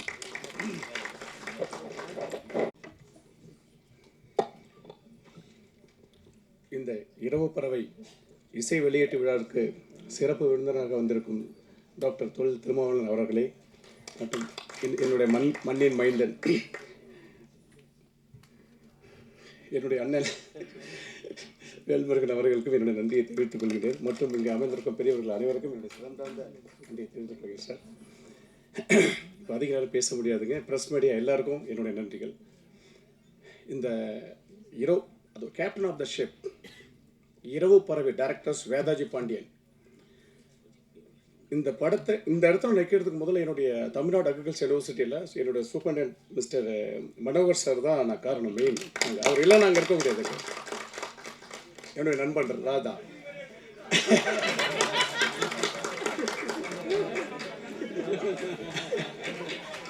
சார் சார் ஆக்சுவலி அவர் டாக்டர் நம்ம வேதாஜி பாண்டியன் டைரக்டர்ஸ் வராங்க, அவங்கள ஒரு தான் நம்ம மீட் பண்ணலான்னு சொல்லிட்டு கூப்பிட்டாருங்க. வீட்டிலேருந்து சரி சொல்லிட்டு போகணும். சார் பார்த்த உடனே என்னை பார்த்தாருங்க. என்னை பார்த்துட்டு உங்கள் ஸ்ட்ரக்சருக்கு நீங்கள் வந்து என்னுடைய ஐபிஎஸ் ரோல் நீங்கள் பண்ணுங்கள், டிஎஸ்பி ரோல் பண்ணுங்கன்னாரு. சார் நான் ஆக்சுவலி வந்து டாக்டரேட் ஹார்டிகல்ச்சர் 2001 பேட்ச். நான் ஒரு சாதாரண ஒரு கிராமத்தில் பிறந்தேன். சாருக்கு தெரியும், நீங்கள் அவுட் ஆஃப் 195 கண்ட்ரிஸ் இருக்காங்க ப்ரெசென்ட்டில். நான் யாருனையும் இது வரைக்கும் யாருக்கும் தெரியாது. என் ஒய்ஃபுக்கு மட்டும் தெரியும். எங்கள் அப்பா என்னை கஷ்டப்பட்டு படிக்க வச்சாருங்க. நான் ஸ்கூல் ஃபஸ்ட்டு எடுத்தேன் 10th கவர்மெண்ட் ஸ்கூலில். நான் ஸ்கூல் ஃபஸ்ட். அதுக்கப்புறம் MS agri horticulture, BS agri horticulture, MS agri, PhD. அது ஒரு 2001 பேட்ச் முடிச்சுட்டு 2005 என் ஒய்ஃபை மேரேஜ் பண்ணிட்டேன். எங்கள் அப்பா என்னை கஷ்டப்பட்டு வளர்த்தாருங்க. 27 வயசில் டாக்டரேட் ஹார்டிகல்ச்சர் முடிச்சுட்டு 26 வயசில் தமிழ்நாடு அக்ரிகல்ச்சர் யூனிவர்சிட்டியில் ரிசர்ச் அசோசியேட் ஹார்டிகல்ச்சர் நான் ஜாயின் பண்ணேன். அதிலேருந்து 2015 வரையும் தமிழ்நாடு அக்ரிகல்ச்சர் யூனிவர்சிட்டியில் ஒர்க் பண்ணேன் சார். நான் நினச்சேன் படிச்சுட்டு யூஜி பிஜி டாக்டரேட்டுக்கு எல்லாம் கிளாஸ் எடுப்பாங்க, இது நார்மல்.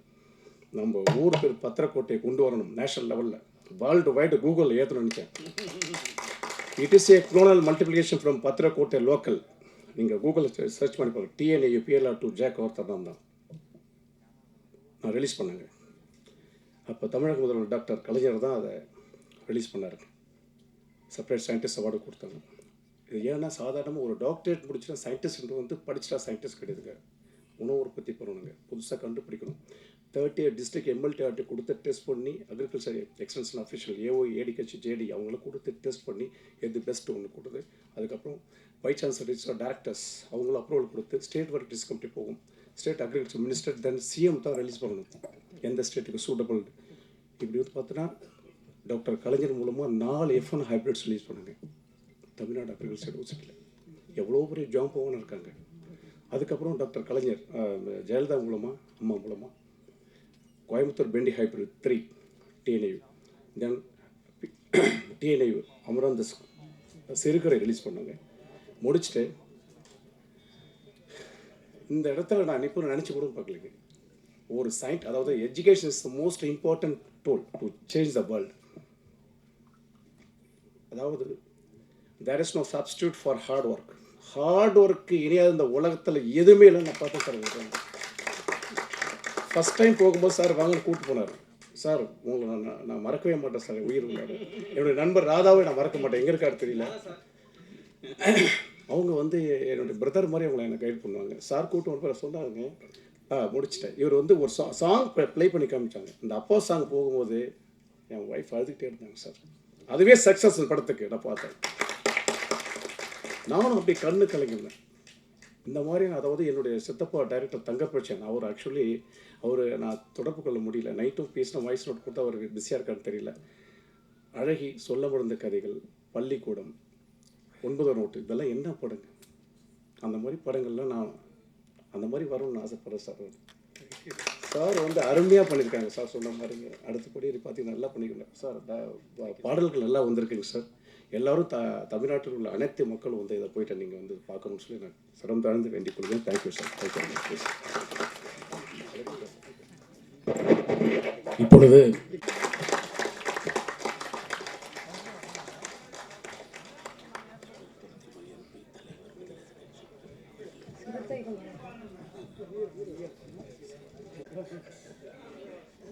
எங்கள் கடலூர் மாவட்டத்தை சேர்ந்த அண்ணன் திருமாவளவன் அண்ணன் அவர்களும், அண்ணன் வேல்முருகன் அண்ணன் அவர்களும், அது என்னுடைய கடலூர் மாவட்டத்தை வச்சு ஒரு பாட்டு எழுதினார் அண்ணன் கலை பாரதி அண்ணன். நான் சொல்லிட்டேன், ஒவ்வொருத்தவங்களும் மண்ணோட உரிமை வெறிதானம் எல்லாமே இருக்கும்ல, அதே மாதிரி தான் சினிமானாக்கா பொள்ளாச்சி, கோயம்புத்தூர், சென்னை, ஒவ்வொரு ஊர் சொல்லுவாங்க.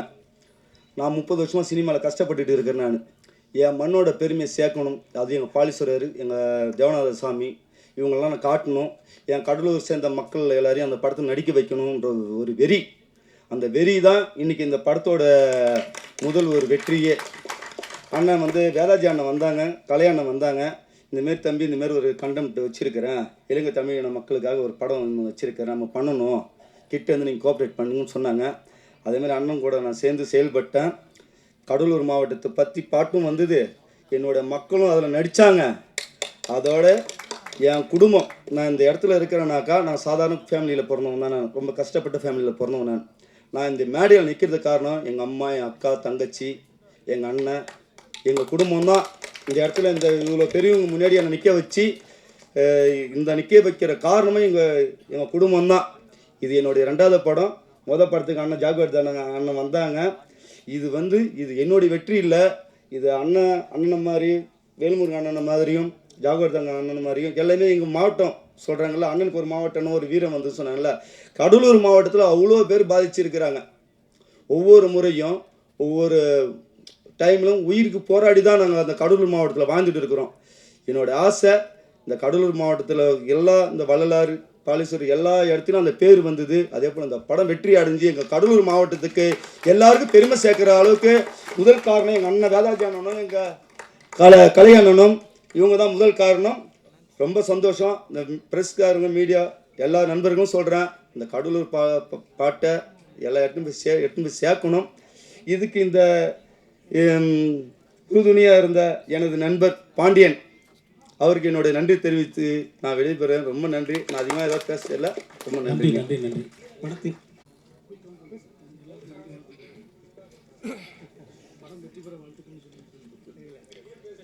இங்கு வருகை தந்திருக்கும் அனைவருக்கும் என் அன்பார்ந்த வணக்கங்கள்.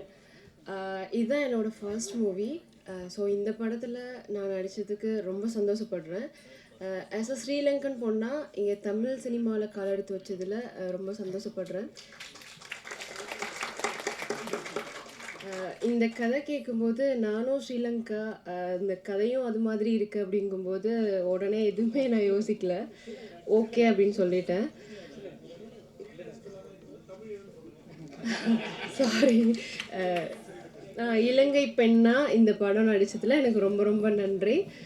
இந்த வாய்ப்பு கொடுத்த director sir, producer sir and co director sir, Kalai sir எல்லாருக்குமே நான் யார் பேர் டைம் இல்லாதனால எல்லாருக்குமே நான் ரொம்ப ரொம்ப நன்றி கூறிக்கிறேன்.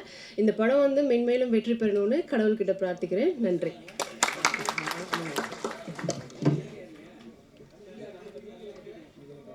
கண்டிப்பா நன்றி கதாநாயகி அவர்களுக்கு. அடுத்தபடியாக எழுச்சி தலைவர், எழுச்சி தமிழர் தொல் திருமாவளவன் எம்பி, தலைவர் விடுதலை சிறுத்தைகள் கட்சி அவர்களை சிறப்புரை அளிக்குமாறு கேட்டுக்கொள்கிறோம்.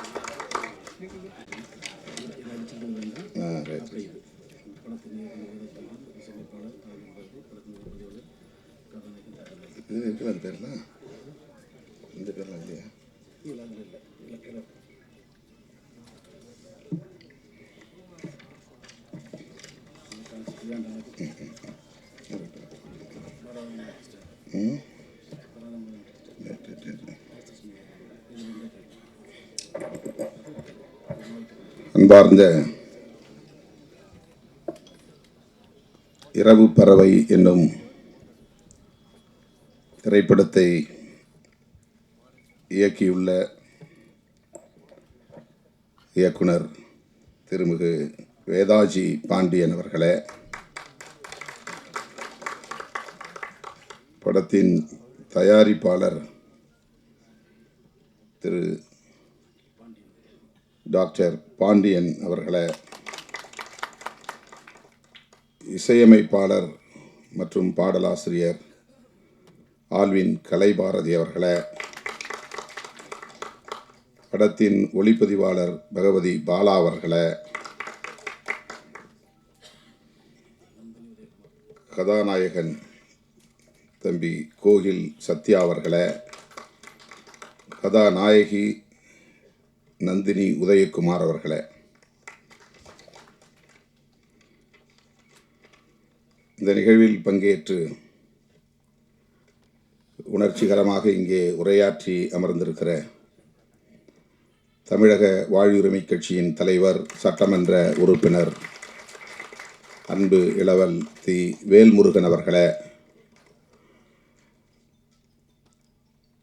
திரைப்பட இயக்குனர் ஊமை விழிகள் புகழ் திருமிகு அரவிந்த் ராஜ் அவர்களே, நமது பெருமதிப்பிற்குரிய கலைமாமணி அண்ணன் டாக்டர் ஜாக்குவார் தங்கம் அவர்களே, தமிழ்நாடு திரைப்பட சிறு முதலீட்டு தயாரிப்பாளர்கள் சங்கத்தின் தலைவர் திருமிகு ஆர்கே அன்புச்செல்வன் அவர்களே, திரைப்பட தயாரிப்பாளர் ரங்கராஜன் அவர்களே, கடலூர் பி. ராஜா அவர்களை, திரைப்பட தயாரிப்பாளர் திரு அனீஷ் பிரபு அவர்களை, திரைப்பட இயக்குனர் அன்பு சகோதரர் செல்வகுமாரன் அவர்களை, கடலூர் மாநகர மாமன்ற உறுப்பினர் திரு சக்திவேல் அவர்களை, கடலூர் திருமதி மதுரம் அம்மா அவர்களை மற்றும் இந்த நிகழ்வில் பங்கேற்று இதனை சிறப்பித்துக் கொண்டிருக்கிற திரை கலைஞர்களே, திரளாக கூடியிருக்கிற தமிழ் சொந்தங்களே, உங்கள் அனைவருக்கும் என்னுடைய பணிவார்ந்த வணக்கத்தை தெரிவித்துக் கொள்கிறேன். ஜாக்குவார் தங்கம் அவர்கள் சொன்னதைப் போல இந்த காலச்சூழலில் ஈழத்தமிழர்களை பற்றி திரைப்படம் எடுக்க வேண்டும் என்று சிந்தித்ததே பாராட்டுதலுக்குரியது, போற்றுதலுக்குரியது. அந்த வகையில் தயாரிப்பாளர், இயக்குனர் உள்ளிட்ட அனைவரையும் நான் நெஞ்சார பாராட்டுகிறேன், வாழ்த்துகிறேன். அதிலும் மிக முக்கியத்துவம் வாய்ந்த ஒரு பிரச்சனையை இயக்குனர் தொட்டிருக்கிறார். இரட்டை குடியுரிமை என்கிற ஒரு கோரிக்கை. நம்முடைய ஒன்றிய அரசு, பாஜக அரசு CAA என்ற ஒரு சட்டத்தை கொண்டு வந்ததை நாம் அறிவோம். அந்த சட்டம் ஈழத்திலிருந்து வரக்கூடிய தமிழர்களுக்கு குடியுரிமை தர முடியாது என்று திட்டவட்டமாக தெரிவித்திருக்கிறது. அப்படி ஒரு சட்டமே வந்துவிட்டது. அண்டை மாநிலங்களிலிருந்து வரக்கூடிய, தஞ்சம் போகக்கூடிய, அகதிகளாக வரக்கூடியவர்களுக்கு, முஸ்லீம்களுக்கும் ஈழத்தமிழர்களுக்கும் குடியுரிமை தர முடியாது என்று சட்டம் கொண்டு வந்திருக்கிறார்கள். இப்போது இது நடைமுறையிலே நிறைவேற்றப்பட்டு நடைமுறையிலே இருக்கிறது. இன்னும் அதை தீவிரப்படுத்தவில்லை. இப்படிப்பட்ட ஒரு சூழலில் இந்த கருப்பொருளை கதை களமாக்கி இருப்பது மிகவும் முக்கியத்துவம் வாய்ந்ததாக இருக்கிறது. நம்முடைய வேல்முருகன் அவர்கள் சொன்னதைப் போல இரட்டை குடியுரிமை தொடர்பாக சிலருக்கு மாற்று கருத்து உண்டு. நான் அவரிடத்திலே சொன்னேன் பேசிக்கொண்டிருந்த போது. ஒரு முறை நான் செய்தியாளர்களை சந்தித்த போது 1983 தமிழகத்திற்கு தஞ்சம் அடைந்த தமிழ் சொந்தங்கள் இங்கேயே திருமணம் செய்து, இங்கேயே பிள்ளைகளை பெற்று, அவர்களும் திருமணம் செய்து, அவர்களும் இப்போது பிள்ளை பெறக்கூடிய அளவுக்கு 3 தலைமுறை இங்கே வாழக்கூடிய ஒரு நிலை இருக்கிற சூழலில், இங்கேயே பிறந்து இங்கேயே வாழ்ந்து கொண்டிருக்கிற ஈழத்தமிழ் சொந்தங்களுக்கு இரட்டை குடியுரிமை வழங்க வேண்டும் என்ற ஒரு கருத்தை சொன்னேன். அதை சொல்லிவிட்டு நான் பாண்டிச்சேரிக்கு போகிற போது, பாண்டிச்சேரியிலிருந்து சில தோழர்கள் அங்குள்ள முகாமில் இருந்து வந்து என்னை பார்த்தார்கள். நீங்கள் எப்படி சொல்லலாம்? நாங்கள் அந்த கோரிக்கையை வைத்தோமா? நாங்கள் எல்லோரும் எங்கள் தாயகத்திற்கு திரும்ப வேண்டும் என்கிற வேட்கையோடு இருக்கிறோம். எங்களுக்கு இங்கே இரட்டை குடியுரிமை தேவையில்லை என்ற ஒரு கருத்தை சொன்னார்கள். 1-2 பேர் அப்படி இருக்கலாம். ஆனால் பலர் இங்கேயே பிறந்து வாழ்ந்து கொண்டிருப்பவர்கள் ஒரு குடியுரிமை என்கிற முக்கியமான கோரிக்கையை உயர்த்தி பிடிக்கிறார்கள். இரட்டை குடியுரிமை அல்லது இந்திய குடியுரிமை. இது மிகவும் முக்கியத்துவம் வாய்ந்த ஒரு பிரச்சனை. இலங்கையிலே 2 வகையான தமிழர்கள், பூர்வீக தமிழர்கள் வடக்கு கிழக்கு மாகாணங்களில் வாழ்கிறார்கள். இந்திய வம்சாவழி தமிழர்கள் மலையகத்தில் வாழ்கிறார்கள். இப்போ நம்முடைய கதாநாயகி நுவரெலியா என்று சொன்னார்.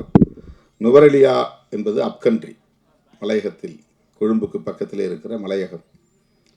கண்டி, நுவரெலியா என்ற அந்த பகுதி தேயிலை தோட்ட பகுதி.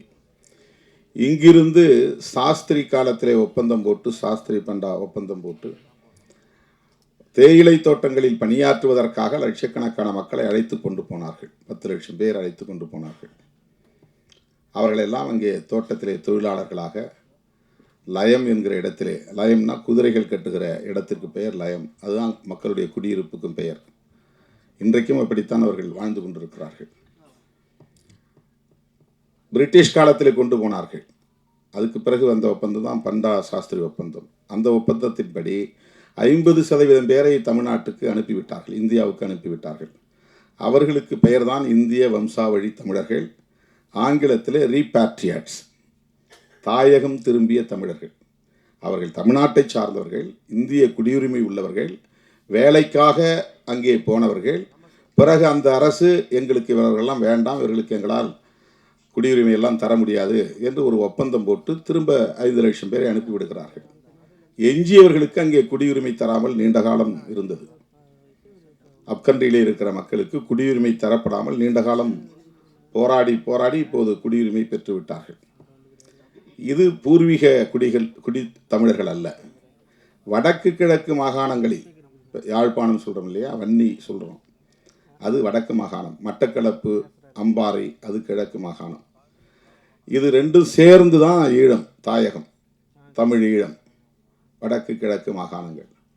அந்த வடக்கு கிழக்கு மாகாணத்தை சார்ந்த தமிழர்கள் தான் பூர்வீக தமிழர்கள்.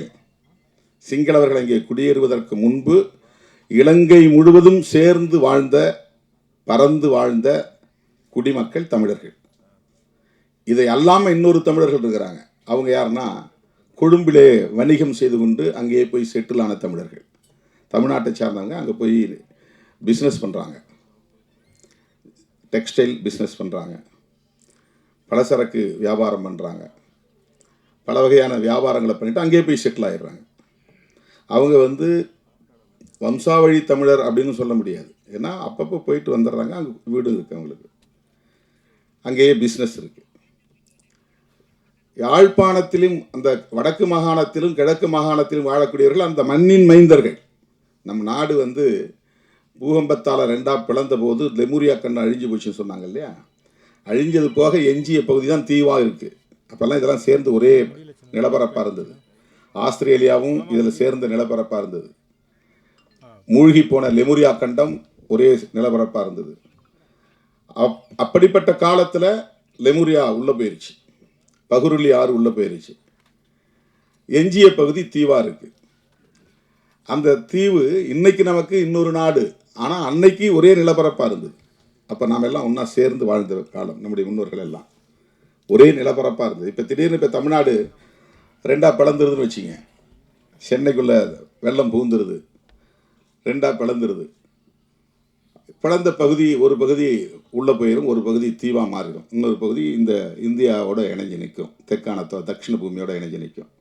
சென்னை, செங்கல்பட்டு, காஞ்சிபுரம், திருவள்ளூர்லாம் இதோட இணைஞ்சிருக்கும்.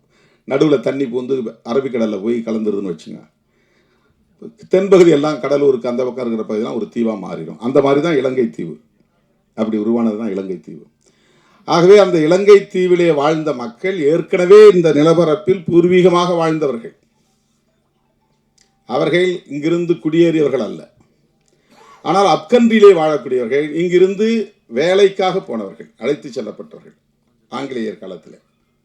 இப்போ நாம் கேட்பது வம்சாவழி தமிழர்களுக்கான குடியுரிமை அல்ல.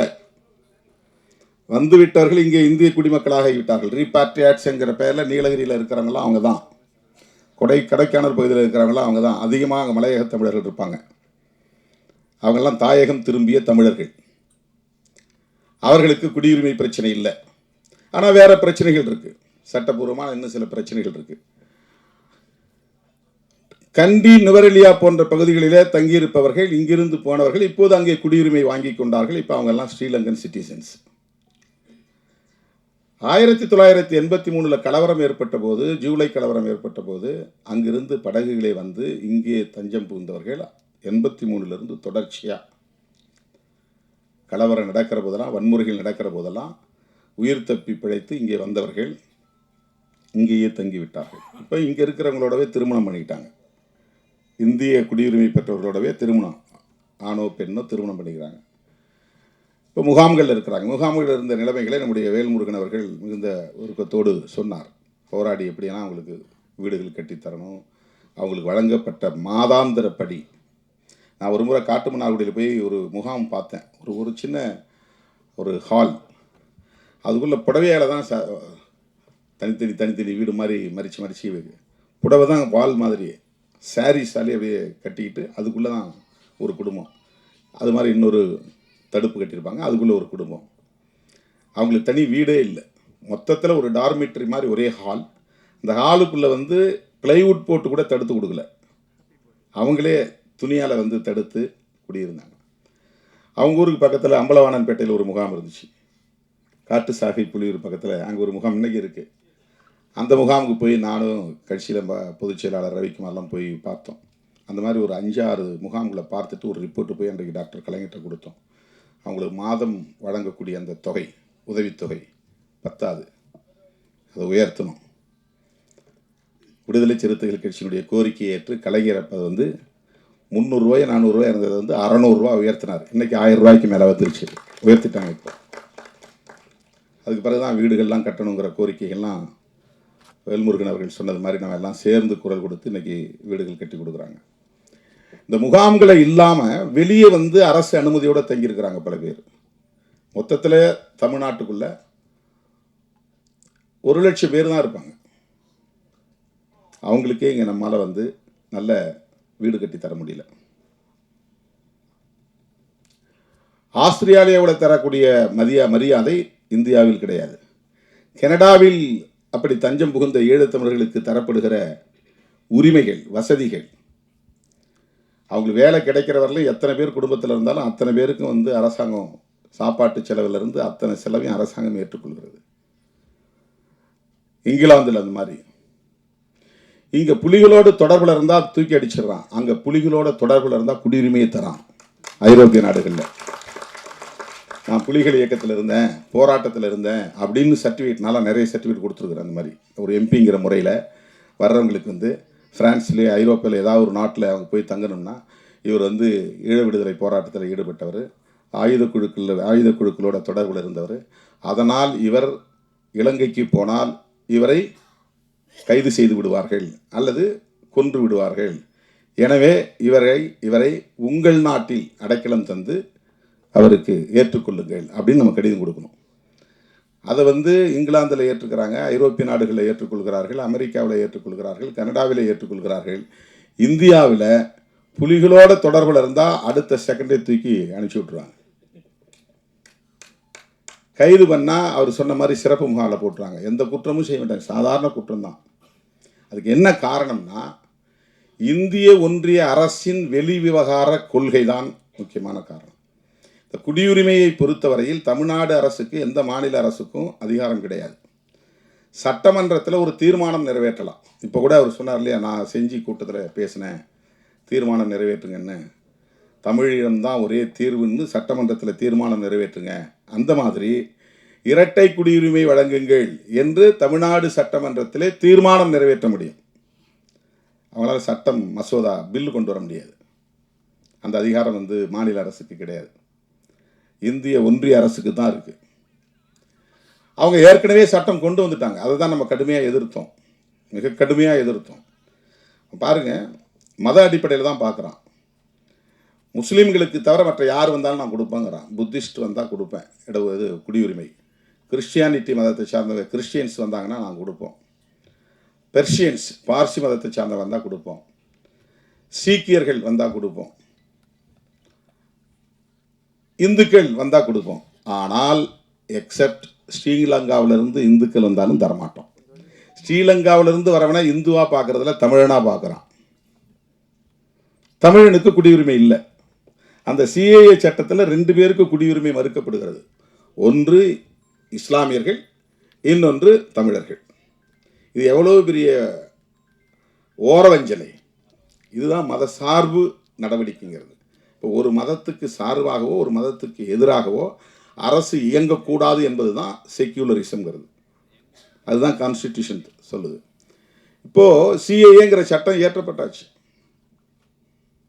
அது நடைமுறைக்கு வரப்போகுது, தீவிரமாக வரப்போகுது. இன்னொரு முக்கியமான செய்தி என்னென்னா, நாங்கள் பல மாநாடுகளில் தீர்மானம் நிறைவேற்றியிருக்கிறோம். யூஎன் சார்ட்டர் ஃபார் ரெஃப்யூஜிஸ் அப்படின்னு ஒரு ஐநா பட்டயம் ஒன்று இருக்குது. உலக நாடுகள்லாம் அந்த ஐநா பேரவையில் உறுப்பு நாடுகளாக இருக்கிறவங்களாம் சேர்ந்து ஒரு ஒப்பந்தம் போடுவாங்க ஒவ்வொரு விஷயத்துலையும். ஹியூமன் ரைட்ஸ் கவுன்சில் தனியாக இருக்குது ஜெனீவாவில். அந்த மாதிரி குழந்தைகளுக்கு தனியாக ஒரு அலுவலகம் இருக்குது. உலக நாடுகள் ஐநா அலுவலகம். பெண்களுக்கான பிரச்சனைகளை கவனிக்கிறதுன்னு ஒரு அலுவலகம் இருக்குது. நியூயார்க்கில் இருக்கிறது செக்யூரிட்டி கவுன்சில். அதுதான் அரசியல் தலைவர்கள், பெரிய தலைவர்கள்லாம் போய் உட்காந்து பேசுகிற இடம். இப்போ ஜெனீவாவில் இருக்கிறது இப்போ நம்மளை மாதிரி ஆள்லாம் போய் பேசலாம். நாம் அனுமதி வாங்கி நமக்கு போனால் ஒரு 2 நிமிஷம் 3 நிமிஷம் பேசலாம். ஒரு முறை நானும் போய் பேசியிருக்கிறேன். அது யூஎன் ஹியூமன் ரைட்ஸ் கவுன்சில். அந்த மாதிரி ரெஃப்யூஜிஸ்க்குன்னு ஒரு ஃபோரம் இருக்குங்க. ரெஃப்யூஜின்னா அகதிகள், ரீபேட்ரியாட்ஸ்னா தாயகம் திரும்பியவர்கள். இந்த ரெஃப்யூஜிஸ்க்கு உலக நாடுகளில் யார் தஞ்சம் கேட்டாலும் அவங்களுக்கு கொடுக்கணும், எந்த நாடும் மறுக்கக்கூடாது. போர் காரணத்தினால புலம்பெயர்வாங்க, இயற்கை சீற்றம் காரணமாக புலம்பெயர்வாங்க, வறுமை காரணமாக புலம்பெயர்வார்கள். இப்படி ஏதாவது காரணங்களால் டிஸ்பிளேஸ்மெண்ட், ஒரு நாட்டில் இருந்து இன்னொரு நாட்டுக்கு புலம்பெயர்து. அந்த நாட்டுக்கு தஞ்சம் புகிற போது அவங்கள ரிஜெக்ட் பண்ணக்கூடாது, அவங்கள வரவேற்கணும். வரவேற்று அவர்களை மனிதர்களாக நடத்தணும், அவங்களுக்கான வாழ்வாதாரங்களை உறுதிப்படுத்தணும். அவங்களுடைய கல்வி, அவங்களுடைய சுகாதாரம், அவங்களுடைய மருத்துவம், அவர்களுக்கான வேலை வாய்ப்பு எல்லாவற்றையும் உத்தரவாதப்படுத்த வேண்டும் அப்படிங்கிறது தான் யூஎன் சார்ட்டர். அது உலக நாடுகள்லாம் ஒன்றா சேர்ந்து உருவாக்கி இருக்கிற ஒரு சார்ட்டர். சார்ட்டர்னா அது ஒப்பந்த பத்திரம் மாதிரி, ஒப்பந்த பட்டயம். அது அதில் கையெழுத்திடாத நாடு இந்தியா. மற்ற நாடுகள்லாம் கையெழுத்திட்டு இருக்கிறாங்க. ஏன்னா இவனுக்கு அண்டை மாநிலங்களிலிருந்து நிறைய உள்ள நுழையிறாங்க, அவங்களெல்லாம் இங்கே வச்சுக்கிட்டு எங்களால் இடம் கொடுக்க முடியாது, உரிமைகள் தர முடியாது. அந்த மாதிரி புலம்பெயரக்கூடியவர்களை உள்வாங்க முடியாது, ஏற்றுக்கொள்ள முடியாதுங்கிற நிலைப்பாடு அந்த காலத்திலிருந்து இருக்குது, இன்னமும் இருக்குது. இப்போ நம்முடைய கோரிக்கைகளில் யூஎன் சார்ட்டரில் இந்தியன் கவர்மெண்ட்டு கையெழுத்து போடணும் அப்படின்னு நம்ம சொல்கிறோம், தொடர்ந்து வலியுறுத்திட்டு இருக்கிறோம். இன்னமும் நம்ம வலியுறுத்தணும். ரெஃப்யூஜிஸ் நம்ம நாட்டில் மட்டும்தான் கிரிமினல்ஸ் மாதிரி நடத்துகிறாங்க. வேல்முருகன் அவர் சொன்னார் பாருங்கள், 6 மணிக்கு மேலே ஆள் காணுன்னா கியூ பிரான்ச் அங்கே போய் நிற்பான். ஒவ்வொரு முகாமிலும் இப்போ தான் கொஞ்சம் லேசாக ரிலாக்ஸ் பண்ணியிருக்காங்க. வெளியே வந்தால் கியூ பிரான்ச்சில் சொல்லிட்டு தான் அங்கே வெளியே வரணும் முகாமில் இருந்து. இங்கே ரெடில்ஸ் பக்கத்தில் ஒரு முகாமுக்கு நான் பலமுறை போயிருக்கிறேன். பாதிக்கப்பட்டவங்களுக்கு போய் அரிசி பருப்புலாம் கொடுத்துட்டு வந்துருக்குறோம், போர்வெல்லாம் கொடுத்து வந்துருக்கோம். அவங்க சொல்லும்போதெல்லாம் நமக்கு அப்படியே ரத்த கண்ணீரே வடிக்கும். பல இடங்களில் அந்த முகாமுக்குள்ளே போய் பார்த்துருக்கோம். அவங்க வசிக்கக்கூடிய இடங்கள்லாம் அவ்வளவு மோசமாக இருக்கும். நம்ம நாட்டுக்குள்ளே நம்ம தொப்புள் குடிங்கிறோம், நம்ம சொந்தங்கிறோம், நம்முடைய ரத்த பந்தங்கிறோம், குருதி உறவுங்கிறோம். ஆனால் அவங்களுடைய வாழ்நிலைங்கிறது அவ்வளவு பேரவலம் நிறைந்த ஒரு வாழ்க்கை. இதுக்கு என்ன காரணம் அப்படின்னு சொன்னால், இந்திய ஒன்றிய அரசு அகதிகள் தொடர்பாக என்ன கொள்கையை கொண்டிருக்கிறது, நிலைப்பாட்டை கொண்டிருக்கிறது என்று பார்த்தால் உலக நாடுகள் செய்வதை போல் இது செய்யவில்லை. ரெஃப்யூஜிஸ்க்கு நல்ல முறையாக ட்ரீட் பண்ணுறதில்ல. அப்படி ஒரு கொள்கையை இவங்க வச்சுருக்கிறாங்க. இப்போ தான் இந்த சிஏஏ சட்டத்தில் நீ பாகிஸ்தானில் இருந்து வந்தாக்க முஸ்லீமாக இருந்தால் கிடையாது, இந்துவாக இருந்தால் உண்டு, கிறிஸ்டியனாக உண்டு. சீனாவில் இருந்து வந்தாலும் அதே தான் க்ரைட்டீரியா. இலங்கையிலிருந்து வந்தால் யாருக்கும் இல்லை. இலங்கையில் 2 பேர் தான் தமிழர்கள் தான் வராங்க, சிங்களவர்கள் இங்கே வர போகிறதில்ல. 2 தமிழர்கள் யார்? இந்து தமிழர் இல்லைனா இஸ்லாமிய தமிழர். கிழக்கு மாகாணத்தில் இருக்கிறவங்க இஸ்லாமியர்கள், வடக்கு மாகாணத்தில் இருக்கிறவங்க இந்துக்கள் நிறைய இருக்காங்க. இந்துவாய் இருந்தாலும் நீ தமிழனாய் இருந்தால் உனக்கு குடியுரிமை இல்லை. இதுதான் இந்திய அரசின் நிலைப்பாடாக இருக்கிறது. இதைத்தான் நாம் எதிர்க்கணும்.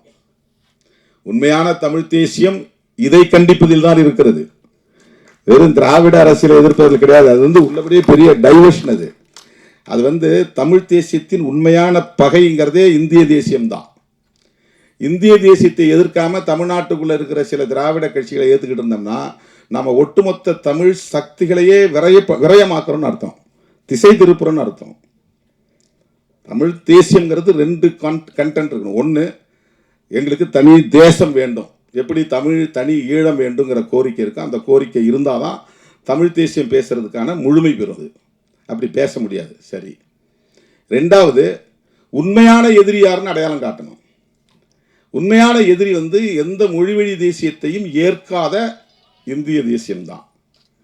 இந்திய தேசியத்தை பற்றி எதுவுமே பேசாமல், அங்கே ஆதிக்கம் செலுத்தக்கூடியவர்களை பற்றி எதுவுமே பாசாமல், சிஏஏ சட்டம் கொண்டு வந்திருக்கிற அந்த ஆட்சியாளர்களை பேசாமல் நாம் நமக்குள்ளே விமர்சனம் பண்ணிக்கிட்டு இருந்தோம்னா இது மொத்தத்தில் திசை திருப்புகிற ஒரு அணுகுமுறையாக தான் அமையும். ஆகவே ஈழத்தமிழர்களுடைய பிரச்சனையை நாம் பேசுகிற போது அது தமிழ் தேசியத்தில் ஒரு அங்கம்தான். ஈழத்தமிழர்களின் நலன்கள் குறித்து நாம் பேசுகிறோம் என்றால் தமிழ் தேசிய அரசியலில் அதுவும் ஒரு முக்கியமான பகுதி. இப்போ அவங்களுடைய நலன்கள் என்பது அவங்களுக்கு எங்களுக்கு மாதிரி பரிதாபத்தின் அடிப்படையில் சில வசதிகளை செஞ்சு கொடுங்கிறது அல்ல. அவங்களுடைய நலன் ஒன்று தான், தமிழ் ஈழம். அந்த தமிழ் ஈழத்தை நாம் முழுமையாக ஆதரிக்க வேண்டும், அதை வரவேற்க வேண்டும், அதை வலியுறுத்த வேண்டும், அதை இறுதி வரையில் வலியுறுத்த வேண்டும். அதற்காகவே தொடர்ந்து நாம் போராட வேண்டும். இது ஒரு சின்ன ரிஃபர்மேஷன் மாதிரி. என்னென்னா, அங்கேருந்து இங்கே வந்துட்டாங்க, இனிமேல் இவங்களால் அங்கே போக முடியாது, போகிறதுக்கான சூழல் இங்கே இல்லை. தமிழீழம் மலர்கிற வரையில் அவங்க இங்கே தான் வாழ்ந்தாகணும். தமிழீழம் மலர்ந்த பிறகு அவங்க அங்கே போகலாம். ஆகவே அங்கே இப்போதைக்கும் அவங்க அந்த நாட்டு குடிமகன் தான். ஏன்னா இங்கே வந்துட்டாலும் கூட, தஞ்சம் புகுந்தாலும் கூட, இங்கேயே பல தலைமுறை தங்கியிருந்தாலும் கூட அவங்க ஸ்ரீலங்கன் தான், இலங்கை குடியுரிமை உள்ளவர்கள். அப்போ இங்கேயும் நீ குடியுரிமை பெறலான்னு சொல்லும்போது 2 குடியுரிமை ஆயிடுது. அதாவது இரட்டை குடியுரிமை அப்படிங்கிறது அதான் பொருள். அவங்களுக்கு அங்கேயும் குடிமக்களாக தான் இருக்கிறாங்க. இன்றைக்கும் சர்டிஃபிகேட் பிரகாரம் அவங்க ஸ்ரீலங்கன் சிட்டிசன்ஸ், இங்கே அகதி முகாமில் இருந்தாலும். ஆனால் இங்கேயே பிறந்து உங்கள் பிள்ளைங்க வளர்ந்துருச்சு, உங்கள் பேர பிள்ளைங்க இருக்கிறாங்க, இப்போ எல்லாம் அவங்களுக்கெல்லாம் நாங்கள் குடியுரிமை தரோம் அப்படின்னா, இவங்க நாளைக்கு ஒரு வேளை ஈழம் மலர்ந்த பிறகு எந்த சூழலிலும் உடனே அவங்க இலங்கைக்கு போகலாம். இங்கே இருக்கிறதெல்லாம் விற்றுட்டு போயிடலாம், எடுத்துக்கிட்டு போயிடலாம். அதுக்காக தரப்படுறது தான் இரட்டை வாக்குரிமை, இரட்டை குடியுரிமை என்பது, இரட்டை குடியுரிமை. எனவே இதையும் சேர்த்து பேசுவது தான் தமிழ் தேசியத்தின் இன்னொரு அங்கம். நான் வேல்முருகன் அவர்கிட்ட பேசிக்கும் போது சொன்னேன், பத்திரக்கோட்டை, இந்த தயாரிப்பாளர் பத்திரக்கோட்டை என்னாரு பாருங்கள், உங்கள் அரசியல் தாக்கம் தான் அவரை இந்த இடத்துல கொண்டாந்து நிறுத்திருக்கு. நீங்கள் பேசுகிற அரசியலின் தாக்கம் தான் இன்றைக்கி இப்படி ஒரு படத்தை எடுக்கிறதுக்கு அவர் உடன்பட்டு வந்து நிற்கிறார். அவர் ஒரு சயின்டிஸ்ட்டு, எனக்கு என்ன இதில் சம்மந்தம், அவர் போய் செட்டில்டு அவர் லைஃப்பில், அவருக்குன்னு ஒரு சமூக தகுதி இருக்குது, பர்சனலாக அவர் ஒரு நல்ல குவாலிஃபைடாக இருக்கிறாரு. அது நமக்கு என்ன சம்மந்தம்ன்ட்டு அவர் பாட்டு ஒதுங்கி இருக்கலாம். ஆனால் ஈழத்தமிழர்களுடைய பிரச்சனையில் வேதாஜி பாண்டியன் அவர் பாருங்கள், ராமநாதபுரத்துக்காரர், ஆனால் கடலூருக்கு அவ்வளோ அருமையான ஒரு பாடலை தன்னுடைய படத்திலே வைத்திருக்கிறார். ரொம்ப ரொம்ப ஹிட் ஆகக்கூடிய ஒரு பாடல், ரொம்ப ரொம்ப அருமையாக அந்த பாடல் கொண்டாடப்படும். அவ்வளோ சிறப்பாக பாடல் நம்ம ஆல்வின் பாரதி, கலை பாரதி எழுதியிருக்கிறாரு, இசையும் நல்லா அமைச்சிருக்கிறாங்க. இதில் படத்தை முழுசாக பார்த்தா தான் நம்ம இந்த படத்தினுடைய அருமைகளை இன்னும் விரிவாக பேச முடியும். என்றாலும் கூட இந்த கருப்பொருள் மிகவும் பாராட்டுதலுக்குரியது. வேதாஜின்னோடனே எனக்கு ஒரு நெருடல் இருந்துச்சு. வேதம்னு வேறு இருக்குது, ஜின்னு வேறு இருக்குது. என்னங்க இது, என்ன நீங்கள் நேதாஜி மாதிரி வேதாஜின்னு பேர் வச்சுருக்கிறீங்க, என்ன விஷயம்னு கேட்டேன். இல்லை, எங்கள் அப்பா பேர் வேதமணின்னாரு. வரைக்கும் அப்போ வேத பாண்டியன், நீங்கள் வேதமணி பாண்டியன், பாண்டியன் தான் அவருடைய இயற்பெயர். ஜி இருந்தாலும் வேதம் இருந்தாலும் அவர் தமிழ் தேசிய உணர்வாளர், தமிழ் பற்றாளர், ஈழத்தமிழர்களுக்காக சிந்தித்து ஒரு படத்தையே தன்னுடைய சொந்த முயற்சியில் இதை தயாரித்திருக்கிறார் அல்லது இயக்கியிருக்கிறார் என்பது பெருமை அளிக்கிறது. அவருடைய முயற்சிகள் வெற்றி பெற இந்த குழுவினர் தொடர்ந்து இன்னும் அடுத்தடுத்த படங்களை இங்கே சேர்ந்து செயல்படணும். இதே தயாரிப்பாளர், இதே இயக்குனர், இதே இசையமைப்பாளர், இதே திரைக்கலைஞர்கள் எல்லாம் ஒன்றா சேர்ந்து, ஏன்னா உங்களுக்கு ஒரு நல்ல விஷன் இருக்குது, ஒரு பார்வை இருக்குது, தமிழ் தேசிய பார்வை இருக்கிறது. அந்த அடிப்படையில் அடுத்தடுத்த படங்களை நீங்கள் இன்னும் தமிழ் சமூகத்திற்கு உருவாக்கி தர வேண்டும், படைத்து தர வேண்டும். அதில் மாபெரும் வெற்றியை பெற வேண்டும். அண்ணன் ஜாக்குவார் தங்கம் அவர்களை பற்றி ஒரு வார்த்தை, அவர் மிக தீவிரமான தமிழ் பற்றாளர், தமிழர் என்கிற உணர்வுள்ளவர், எந்த மேடையிலும் தமிழன் வென்றே தீருவான் என்று உரத்து முழங்கக்கூடியவர். வேல்முருகன் அவர்கள் சொன்னதை நான் வழிமொழிகிறேன், நாங்கள் உங்களுக்கு பாதுகாப்பாக இருப்போம், நீங்கள் எங்களுக்கு பாதுகாப்பு. நான் உங்களை உடனே டிஜிபிட்ட அழைச்சிட்டு போய் உங்களுக்கு கட்டாயமாக ஒரு பிஸ்டல் வாங்கி தர்றதுக்கு உரிமம் நானும் வேல்முருகன் அவர்கள் நிச்சயமாக உங்களை அழைச்சிட்டு போய் அதிகாரிகிட்ட பேசி உங்களுடைய பாதுகாப்பை உறுதிப்படுத்துவோம். அதெல்லாம் யாரும் உங்களை, நீங்களே பெரிய போராளி தான். ஜாக்குவார்னா என்ன அர்த்தம் தெரியுங்களா? ஜாக்குவார்னா சிறுத்தைன்னு அர்த்தம். நீங்கள் சிறுத்தை தங்கம். ஜாக்குவாருங்கிறது உண்மையிலே அது சிறுத்தைன்னு தான் அதுக்கு பொருள். டைகர்னா புலி, லயன்னா சிங்கம், ஜாக்குவார் அப்படின்னா சிறுத்தை. ஏன்னா அவ்வளவு ஃபாஸ்ட், அது பயங்கர ஸ்பீடு. இவர் சண்டையில் அப்படி தானே ஸ்பீடாக பண்ணுவார், அதனால தான் அவருக்கு ஜாக்குவார் தங்கம். ஆமாம், இப்போ அவருக்கு வயசு 70க்கு மேலே ஆகுது. எவ்வளோ எப்படி இருக்கார் பாருங்க. 73 வயசாகுது. அப்படி வந்து அவர் இந்த இதெல்லாம் ஆக்ஷன்லாம் பண்ணும்போது நான் மிரண்டுட்டேன். ஒரு 2-3 வீடியோ போட்டு காட்டினார் வீட்டில் போயிட்டு. ஐயோ அப்பா என்ன ஆளை விடுங்க, நான் கிளம்புறேன், எங்களால் ஒரு சின்ன யோகா கூட இப்படி பண்ண முடியாது. அப்படி வந்து அதனால் உங்களுக்கு வந்து நம்முடைய இளவல் வேல்முருகன் அவர்கள் சொன்னதை நான் வழிமொழிகிறேன். உங்களுக்கு எந்த அச்சுறுத்தலும் இங்கே இருக்காது. நாம் எல்லாம் தமிழர்கள் அத்தனை பேருமே ஒருவருக்கு ஒருவர் பாதுகாப்பாகத்தான் நாம் இருப்போம். அந்த வகையில் அண்ணன் ஜாக்குவார் தங்கம் அவர்களை இந்த நேரத்தில் நான் வாழ்த்தி பாராட்டி இந்த படக்குழுவினரை நெஞ்சார பாராட்டி வாய்ப்புக்கு நன்றி கூறி முடிக்கிறேன். நன்றி, வணக்கம். படத்தின் இசையமைப்பாளர் ஆல்வின் கலைபாரதி அவர்கள் நன்றியுரை கூறுவார்.